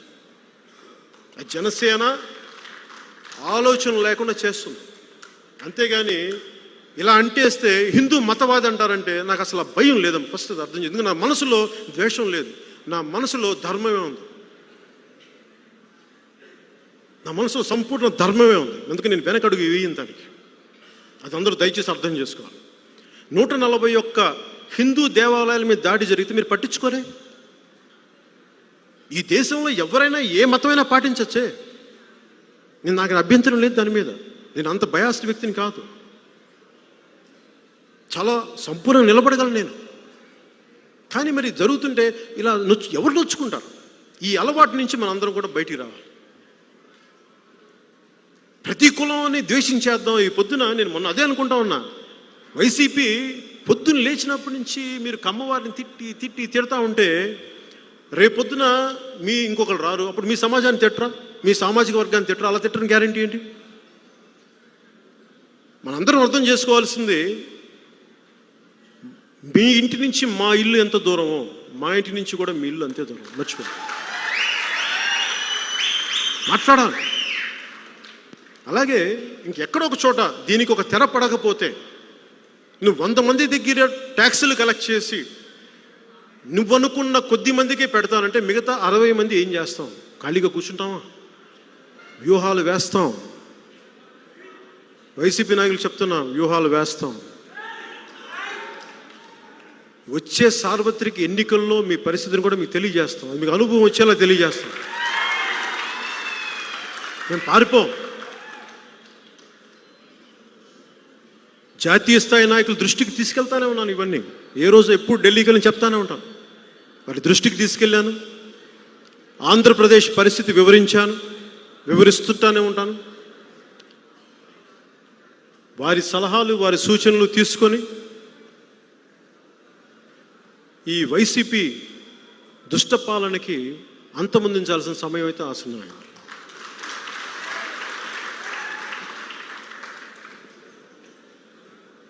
ఈ రోజున నేను అందరికీ ఒక పిలుపునిస్తున్నాను. మీ దగ్గరికి మీ అందరినీ అభ్యర్థిస్తున్నాను.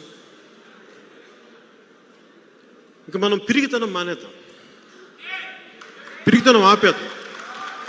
నేను ఎప్పుడు నాకు పిరిగితనం లేదు, నేను జాగ్రత్త ఉంటుంది. ఎందుకు జాగ్రత్త ఉంటుందో చెప్తాను మీకోసమే. ఈ పిల్లలు ఉంటారు, నా బిడ్డలు జెండాలు పట్టుకొని బైకులు తిరుగుతూ ఉంటారు. నేను ఎవరి దగ్గరికి వచ్చి నమస్కారం పెట్టి మాట తెలంగాణలో తిరుగుతాను. అందరూ ఎందుకు మాట్లాడతారు? మా వాళ్ళు కొంచెం ఒక మాట అనకంటే వాళ్ళు హుషారుగా బైకులు స్పీడ్కి వెళ్తారు తప్ప మా వాళ్ళు వేయించి నమస్కారం మంచిగా ఉంటాను. మీకోసం మంచిగా ఉంటాను. నా కోసం నేను ఎవరు బయటికి రాను, ఇంట్లో నుంచి బయటికి రాను. కానీ మీకోసం నేను ఎప్పుడు బయటకు తగ్గి మాట్లాడతాను. మీకోసం అలాగే ఆంధ్రప్రదేశ్ ప్రభుత్వ శాఖలందరికీ కూడా నా విన్నపం, ప్రభుత్వాలు మారబోతున్నాయి వచ్చే సార్వత్రిక ఎన్నికల్లో. ప్రభుత్వాలు మారబోతున్నాయి. జీవితం అంటే నువ్వు ఊహించుకొని జరగటమే కదా. పవన్ కళ్యాణ్ 2 చోట్ల ఓడిపోతాడు ఊహించుకో, జరిగింది కదా కదా. అలాగే 151 సీట్లు వచ్చిన వైసీపీ 15 సీట్లకు రాదని కూడా జరగచ్చుగా. మరి అత్యాశగా సున్నాలు వస్తాయని చెప్పట్లా. 151లో ఒకటి చెరిపేయచ్చు కదా. జీవితం పరమాత్మ చెరిపేయచ్చు, 15 మిగులుతాయి మీకు. అప్పుడు పాండవ సభ ఎలా ఉంటుంది అప్పుడు చూపిస్తాను నేను. మన కౌరవ సభ చూపించారు కదా, అప్పుడు పాండవ సభ ఎలా ఉంటుందో చూపిస్తాను.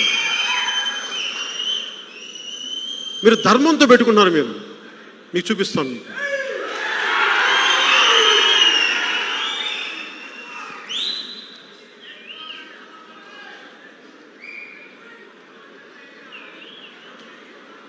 ఈ రోజున భయపడే అందరికీ ఒకటే చెప్తాను, ఎవరికన్నా గుండె ధైర్యం లేకపోతే ఇక్కడ నువ్వు ఆడపడుచులకే చెప్తున్నాను, ఇంటింటికి వెళ్ళి ప్రతి ఒక్కరూ కూడా మన చిత్ర పరిశ్రమ కూడా మాట్లాడాను. నాకేం సరదానా చిత్ర పరిశ్రమ గురించి మాట్లాడడానికి? నాకు అసలు కాదు. కాకపోతే అది రాష్ట్రంలో భాగం. ఎందుకంటే మన సినిమాలు చూస్తాం, నచ్చుతాం, మన ఏ హీరోని చప్పట్లు కొడతాం. వాళ్ళందరూ నన్ను అడిగి, వాళ్ళల్లో కొంతమంది నా నిర్మాతలు కూడా మర్చిపోతారు. వాళ్ళు వచ్చి అడిగారు, ఇలా ఇబ్బంది పడుతున్నా ఏం చేయాలో తెలియట్లేదంటే, వాళ్ళు రేట్ల గురించి కూడా కాదు, ప్రభుత్వం కంట్రోల్లోకి మాకు వెళ్ళడానికి ఇబ్బందిగా ఉంది అంటే ఏం చేయాలి? అందరి దృష్టిని ఇబ్బందులు పెట్టుకొని, అందరికంటే మాట్లాడాలని అందరికీ భయం కదా, ఇబ్బందులు పడతారు. వాళ్ళ కష్టాలు వాళ్ళకు ఉండొచ్చు, నేను కాదంట్లా. సో వాళ్ళందరి తరపున ఇప్పుడు నా దగ్గరికి వచ్చి 4 గోడలు చెప్తాను. ఎందుకంటే బలంగా మాట్లాడగలంటే 4 గోడలు వచ్చి నా దగ్గర చెప్పి ఏం చేస్తారు? చెప్పచ్చు కదా బయట అంటారు, మళ్ళీ నీళ్ళు నవ్వుతారు. ఆ విసుగు తట్టుకోలేక చెప్పాను. అది వాళ్ళు చేస్తారో చేయరో నాకు అనవసరం. ఎందుకంటే మనకి ఇన్ని లక్షల కోట్ల బడ్జెట్లో 1-2 వేల కోట్లు, అది చాలా చిన్న పరిశ్రమ. అది కాకపోతే దాని ప్రభావితం ఎక్కువ అనుకోండి, గోల ఎక్కువ. అంతేగాని నాకు దాంట్లో నేను కోరుకున్న దగ్గరలో ఏంటంటే సమస్య ఉంది గుర్తించమని చెప్పాను తప్ప అంతకుమించి నాకు పెద్ద వేరే ఏం లేదు. మీరు సాల్వ్ చేసుకుంటారు. ఎందుకంటే నేను ఎలాంటి వాడిని చెప్తాను మీకు, నా సినిమాని ఉచితంగా వదిలేస్తాను, వీళ్ళు టికెట్ లేదు మేము ఉచితంగా వదిలేస్తాను. నా పెద్ద ఇష్యూ కాదు నాకు అది. నిజంగా నా సినిమా పెద్ద ఇష్యూ కాదు. నా సినిమా నా కోసం నేను ఎప్పుడు చేయను, నేను ఎప్పుడు 10 మంది కోసం నిలబడతాను. అలాగే నేను ఇంకెక్కడో చోట దీనికి ఒక చర్మాంకం పలకాలి, దీని మీద వ్యూహం వేయాలి. నేను మీకు ఈరోజు మాట ఇస్తున్నాను, ఇప్పుడు దాకా నేను ఎప్పుడు మాట ఇవ్వలేదు, చెప్పలేదు ఇంత గంటాపదంగా. నా వచ్చే సార్వత్రిక ఎన్నికల్లో జనసేన డంకా బజాయించబోతుంది. వైసీపీ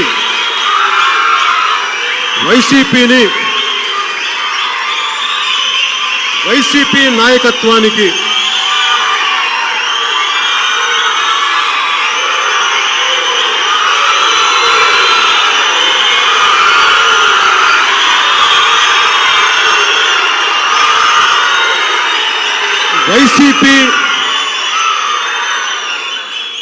వైసీపీ నాయకత్వానికి నేను ఛాలెంజ్ చేస్తున్నాను. పవన్ కళ్యాణ్ ఛాలెంజ్ చేస్తున్నాను, రా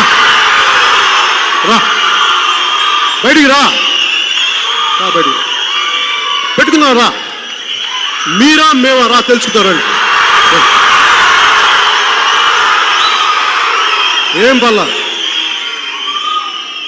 మీ తాట తీసి మోకాళ్ళ మీద కూర్చోబెట్టాలి. ఇప్పుడున్నా స్పీకర్స్ కూడా చెప్తా ఉన్నాను, జనసేన స్పీకర్స్గా చాలా మంది వెళ్తుంటారు, మీరు మీడియాకి వెళ్ళి బలంగా మాట్లాడండి. జనసేన వైపు మాట్లాడితే తోలు తీస్తామని చెప్పండి.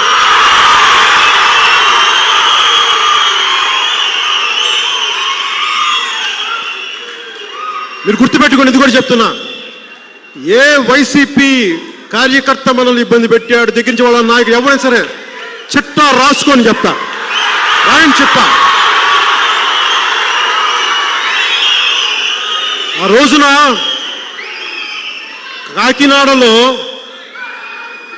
కాకినాడలో మా ఆడబిడ్డల మీద మీరు చేయి చేసుకున్నారు, నేను మర్చిపోలేదు. ఎందుకంటే మేం కెలకలా, మిమ్మల్ని మేము తిట్టలా, మీరే తిట్టేసి పచ్చిబూతులు తిట్టేస్తే మా కోపాలు రావా? మీ నాయకుని చెప్తే మీరు ఊరుకుంటారా? మీరే తిట్టి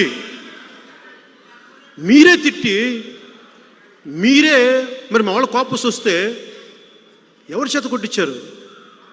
అన్ని మాడపడుచు అన్ని కులాల నుంచి వెళ్తే మీరు అందరి చేత కొట్టించారు. నేను మర్చిపోలేదు, గుర్తుపెట్టుకోండి. మీకు కూడా చెప్తానమ్మా, నేను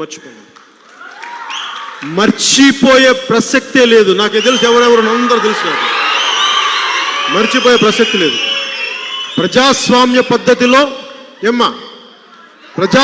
పద్ధతిలో ఎవరు ఏం చేశారో మీకు దానికి తగ్గగా ప్రతిఫలం మీకు ఇవ్వబడుతుందమ్మా, మర్చిపోయి. ఎందుకంటే ఇది పవన్ కళ్యాణ్ చెప్పేది కదమ్మా, ఇది లా ఆఫ్ ఫిజిక్స్ అంటారు దీన్ని. చర్యకి ప్రతి చర్య ఉంటుంది. మేము మర్చిపోము, ఎక్కడా మర్చిపోం. మిమ్మల్ని ఎలా ఎదుర్కోవాలో తెలుసు. మీరు బీహార్ నుంచి కిరాయి మొక్కలను తెప్పించుకోండి అమ్మా. మీరు ఇప్పటిదాకా ఈ వైసీపీ వాళ్ళు ఇప్పుడు దాకా మనలాంటి వాళ్ళని చూడలేదు. వీళ్ళు ఏమంటే అనుకుంటారంటే ఏమ్రా అని ఎట్లా వాళ్ళ బూత్లో ఉండ తిరిగితే మనం భయపడే ప్రసక్తి లేదు. తోలు తీస్తాం, మీకు జాగ్రత్త, భయపడతాం. మీకు మీ ఛానల్లో జనసేన పార్టీ పేరు చెప్పడానికి ఇష్టపడరా? మీరు చెప్పేలా చేస్తానమ్మా ఒకరోజు. చెప్పక తప్పదు, మీరు చెప్తారు తప్పదు. ఎందుకంటే ఏనుగా ఒక రూమ్లో కూర్చొని ఏనుగు తిరుగుతా ఉంటే మేము గుర్తించలేదంటే నీ కర్మ అది వచ్చి దానికి ఆ పాదాల కింద నలిగిపోయే వరకు అమ్మ అంటావు. అప్పుడు తెలుస్తుంది, ఆ రోజు వస్తుంది మీకు.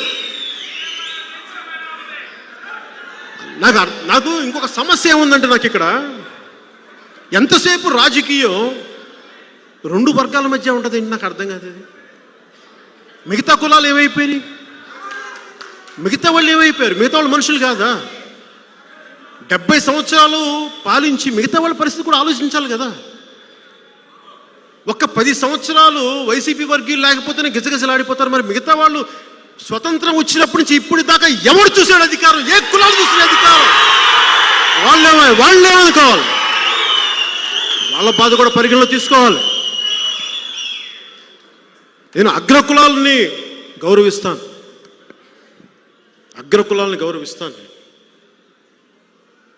చాలా బలంగా గౌరవిస్తాను. మా నాన్నగారు ఈ మాగుండు సుబ్బు, ఇప్పుడు వాళ్ళ శ్రీనివాసరెడ్డి గారు అంటున్న వాళ్ళ ఎంపీ, మా నాన్నగారు స్నేహితులే. నేను చిన్నప్పటి నుంచి నెల్లూరు రెడ్లతో పెరిగినవాడిని. నేను కులద్వేషాలు రెచ్చగొట్టను. కాకపోతే అందరికీ సమన్యాయం చేయండి. సమాజంలో అందరం ఉన్నాం కదా, ఒక్కళ్ళం కాదు కదా, మీరు ఒక్కళ్ళే కాదు కదా, అందరికీ ఇవ్వండి స్థానం. పెత్తనం ఒక్కళ్ళే చలాయిస్తానంటే ఇలా కుదరదమ్మా. ఆ రోజులు అయిపోయినాయి, నిజంగా చెప్తున్నాను.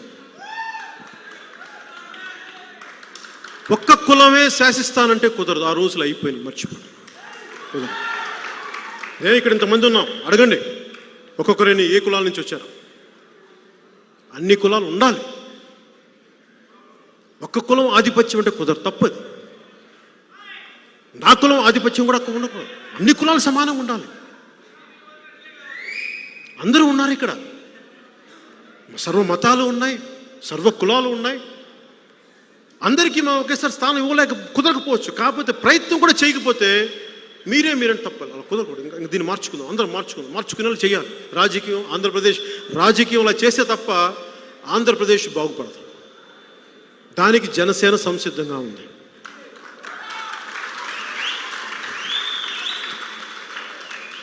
ఏ అణగారిన వర్గాలకి అధికారం లేదో, సోషల్ జస్టిస్, సామాజిక న్యాయం ఒకప్పుడు చెప్పి మేము అందరూ అడుగుని పెట్టేసాం. నేను మర్చిపోలేదు. ఎందుకంటే అన్ని కులాలకి సమన్యాయం అంటే ఆ పరిస్థితులను తగ్గట్టుగా నిలబడతాం, అన్నికి చేసుకుంటూ వెళ్తాం. మేము వెనక్కి వెళ్ళాం. నేను మర్చిపోలేదు ఆ మాట. పవన్ కళ్యాణ్ నిలబడతాడు, జనసేన నిలబడుతుంది. ఇంకొకసారి గుర్తు చేస్తా ఉన్నాను మీకు, నాయకుడు చనిపోయిన తర్వాత నాయకుడి గురించి మాట్లాడకండి. ప్రయోజనం ఏంటి? బతుకున్నప్పుడు రక్షించుకోలేని వాళ్ళు చనిపోయిన తర్వాత మాట్లాడితే ప్రయోజనం ఏంటి? మీరు ఆలోచించండి. అందుకని అన్ని రకాలుగా అన్ని పద్ధతుల్లో నేను మొన్న మాట్లాడుతూ ఒకటి చెప్పా. వైసీపీ మీరు కేవలం కమ్మవారి సమాజాన్నే మీరు దాడి చేసుకుంటూ వెళ్ళిపోతే, ప్రతి ఒక్కరు ఏదో కులానికి చెందాలి కదా, ఒక మతానికో కులానికో చెందాలి, మాకు చాయిస్ లేదు. మీరు కక్ష కట్టేసి కశ్మీర్ పండిట్లను తరివేసినట్టుగా ఒక జాతిని, ఆంధ్రప్రదేశ్ని తరివేద్దామంటే తప్పు కదా. అలా చెయ్యొచ్చా? మానవత్వం అది? అలా కుదురుద్దా? ఆలోచించాలి కదా. అలాంటి దాడులకి బాధితులకు కూడా మేము అండగా ఉంటాం. నేను మీకు మాటిస్తున్నాను. అలాగే వైసీపీకి నేను మీకు ఈ రోజున మీరు నమ్మల్ని యుద్ధానికి రమ్మని పిలిచారు. నేను అడగల. మీరు నన్ను కవ్వించారు, మీరు నన్ను పిలిచారు. మీరు మా వాళ్ళ మీద కర్రలతోటి మేకులు గుచ్చి మా వాళ్ళని తలకాయలు పాల్గొట్టారు. మీరు మా ఆడబిడ్డల ఒంటి మీద చెయ్యేశారు. మీరు మా నాయకుల మీద, మా మధుసూదన్ రెడ్డి గారి నాయకుల మీద మీరు అక్రమ కేసులు బనాయించి ఇబ్బందులు పెడతా ఉన్నారు. ఎస్సీ ఎస్టీ అట్రాసిటీ యాక్ట్లు, దళితుల మీదే మీరు ఎస్సీ ఎస్టీ అట్రాసిటీ యాక్ట్లు పెట్టే స్థాయికి మీరు వెళ్ళిపోయారు. ఇక మిమ్మల్ని ఆంధ్ర రాష్ట్రం నుంచి పంపించేయాల్సిన సమయం అయితే ఆసన్నం అయిపోయింది. మీరు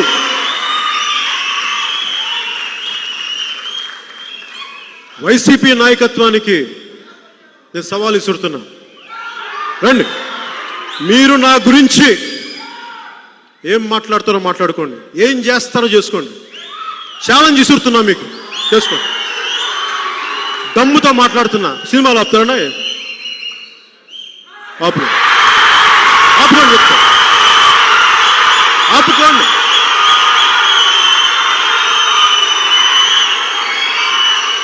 మిమ్మల్ని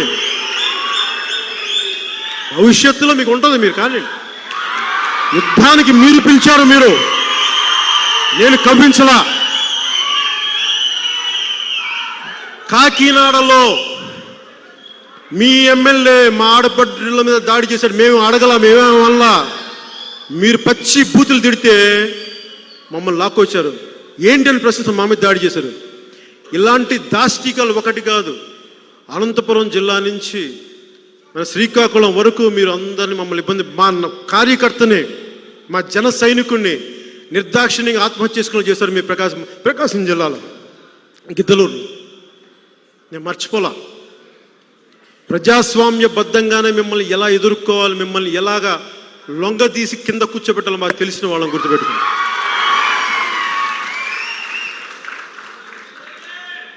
మీకు యుద్ధం సైజు ఎలా కావాలో కోరుకున్నామా?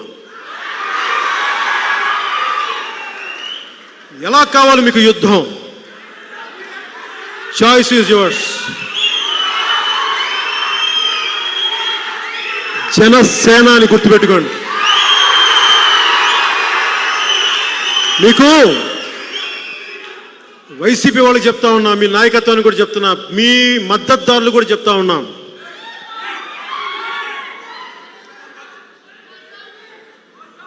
ఒక ముగింపు మాట చెప్పబోయే ముందు ఒక మాట చెప్తాను. వైసీపీ 2018లో చాలామంది వైసీపీ మద్దతుదారులు, చాలా పెద్దలు ఫార్మాసు రంగంలో ఉన్న వాళ్ళు కానీ, డాక్టర్లు కానీ, 3-4 సంవత్సరాలు పార్లమెంటేరియన్స్ కానీ మా వాడికి జయవయ్యా అన్నారు. మీరందరూ నా ఫ్యామిలీ ఫ్రెండ్స్. ఈరోజు సభాముఖంగా తెలియజేస్తున్నాను, మనవాడు అనుకుంటే సరిపోదు, మనవాడి గుణం ఉందా లేదని కూడా మీరు గుర్తించాలి. మీరు మర్చిపోకండి. గొడ్డలిలో దూరిన కర్ర కులాన్నంతా కొట్టేస్తుంది, అది కూడా మర్చిపోకండి. కులం ప్రధానం కాదు, గుణం ప్రధానం. మీరు ఎవరిని సపోర్ట్ చేసి తీసుకొచ్చారో ఆ వ్యక్తి ఈ రోజున ఆంధ్రప్రదేశ్ని విధ్వంసాన్ని క్రియేట్ చేస్తున్నారు. ఆ పాపంలో బాధ్యత మీకు కూడా ఉంది, మర్చిపోకండి. మీ అందరికీ ఉంది.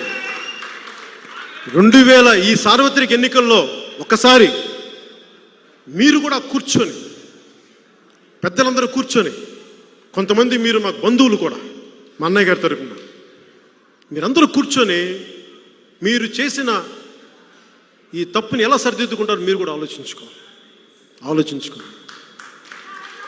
ఆలోచించకపోతే తప్పు చేసిన వాళ్ళు. ఎందుకంటే నేను ఇంకొకసారి చెప్తున్నాను, మీకు మించి ప్రత్యేకించి మీ ఇంటి నుంచి మా ఇల్లు ఎంత దూరమో మా ఇంటి నుంచి కూడా మీ ఇల్లు ఎంతో దూరం. మర్చిపో దయచేసి నేను రిక్వెస్ట్ చేస్తున్నాను మిమ్మల్ని. గుణ ప్రధానంగా వెళ్ళండి, కుల ప్రధానంగా వెళ్ళకండి. ఎందుకంటే నేను నిజంగా నా కుల ప్రధానం అయితే ఈ రోజు నన్ను నిజంగా కాపులు అయితే నా కాపులే ఓటేయాలి, కాపు నాకు అందరూ ఓటేయలేదే. అందుకని కుల ప్రధానం కాదు, ఇక్కడ గుణం ప్రధానం, గెలుపు ప్రధానం. నేను మనందరం ఒకటే వేడుకుంటా ఉన్నా, అణగారిన ఏ వర్గాలకైతే అధికారం లేదో, ఇప్పుడు దాకా నాయకత్వం వహించిన పాలక వర్గాలని గౌరవిస్తూనే మిగతా కులాలని అందలు ఎక్కించాలని నేను కోరుకుంటున్నాను. మిగతా జాతుల్ని, మిగతా మతాల్ని సముచిత స్థానంలో ఇవ్వాలని కోరుకుంటూ,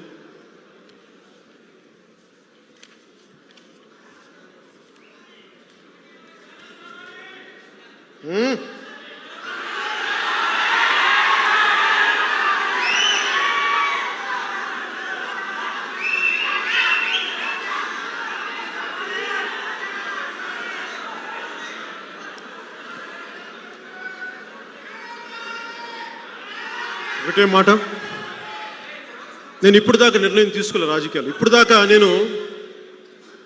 దాకా నేను ముగింపు మాటలకు చెప్తాను.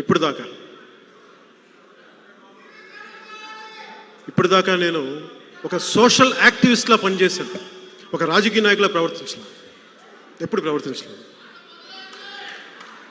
రాజకీయం మొదలు పెడతాం, గుర్తుపెట్టుకో. మీకు ఒకటే ధైర్యం ఇస్తున్నాను మీ అందరికీ, ఇక్కడ ఉన్న వారందరికీ, టీవీలో వీక్షించే వారందరికీ, నా మద్దతుదారులకి, నన్ను దీవించే వారందరికీ. నేను చాలా సంవత్సరాల క్రితం నా తుపాకీ ఇచ్చేసాను, నా గన్ ఇచ్చేసాను. చాలా మందికి తెలియదు కదా ఎందుకు ఇచ్చేసాను, ఇప్పుడు చెప్తాను. చిరంజీవి గారు బయటికి వస్తే చాలా రాజకీయ ఈ సమతుల్యతలు దెబ్బతింటాయని చెప్పి, అందువల్ల మీ మీద దాడులు చేయబోతున్నారని చెప్పి, మీ మీద ఇట్లాంటి ఇప్పుడు నేను చూశారు కదా నిన్న మొన్న అలాంటి చేయబోతున్నారని చెప్పి ఎప్పుడు చెప్పారండి? 2005లో చెప్పారండి. నాకు ఇది అపెండిక్స్ ఆపరేషన్, నేను హాస్పిటల్లో కూర్చుని ఎవరు చూడడానికి ఒక పెద్ద అధికారి ఒక ఆయన చెప్పారు. విన్నా ఏముంటాయండి సమస్యలు, మేమేమి దందాలు దోపిడీలు చేయలే, మర్డర్లు చేయలే, ఇంకేముంటుంది మాకు? ఏదో ఒక డొమెస్టిక్ ఇష్యూస్ ఉన్నాయి, ఎవరింట్లో లేవండి, అవన్నీ చూసుకుంటాలేనా. కాకపోతే సున్నితమైన మనుషులు కదా, మధ్యతరగతి మనుషులం కదా మనం, కాబట్టి మధ్యతరగతి మనుషులం కదా, మనకు ఊళ్ళో మనకు గుండాలు లేరు కదా, మనకు అండగా లేక భయం వేస్తే ఎలా అది 2008లో జరిగేటప్పటికి నాకు ఒకటే అనిపించింది, ఇలాంటి స్థాయి వ్యక్తికి కూడా ఇది జరిగితే మా మీద కూడా మీరు దాడి చేస్తే సామాన్యుడి పరిస్థితి ఏంటి? అందుకే నేనేం చేశానంటే, ఏంటి వీళ్ళందరితో పోరాటం చేయాలంటే ఏం చేయాలి? ప్రాణభయమే కదా, ఆస్తి అన్ని పక్కన పెట్టి ప్రాణం చంపేస్తారేమో అంటే. సో నా సిగ్నల్గా నా సిగ్నిఫికెన్స్ దేనికి? తుపాకీ. నేను ప్రాణరక్షణ కొనుక్కుంటాడు తుపాకీ ఎవడైనా, నాకు ప్రాణ రక్షణ అవసరం, నా తుపాకీ ఇచ్చేసి నేను వదులుకున్నాను. అంటే నేను ప్రాణాన్ని తెగించనని నేను ప్రాణం మీద మమకారం లేదని చెప్తున్నాను.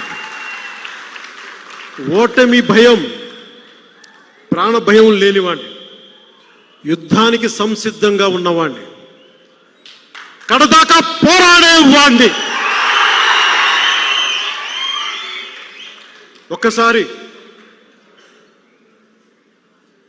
ఏ రాజ్యాంగం అయితే మనల్ని ఇలా కూర్చోబెట్టి మనకు హక్కునిచ్చిందో, ఈ సర్వసత్తాక భారత రాజ్యాంగానికి, తల్లి భూమి భారత్కి వందనాలు తెలుపుకుంటూ ఒక్కసారి మనందరం లేచి నుంచుంటే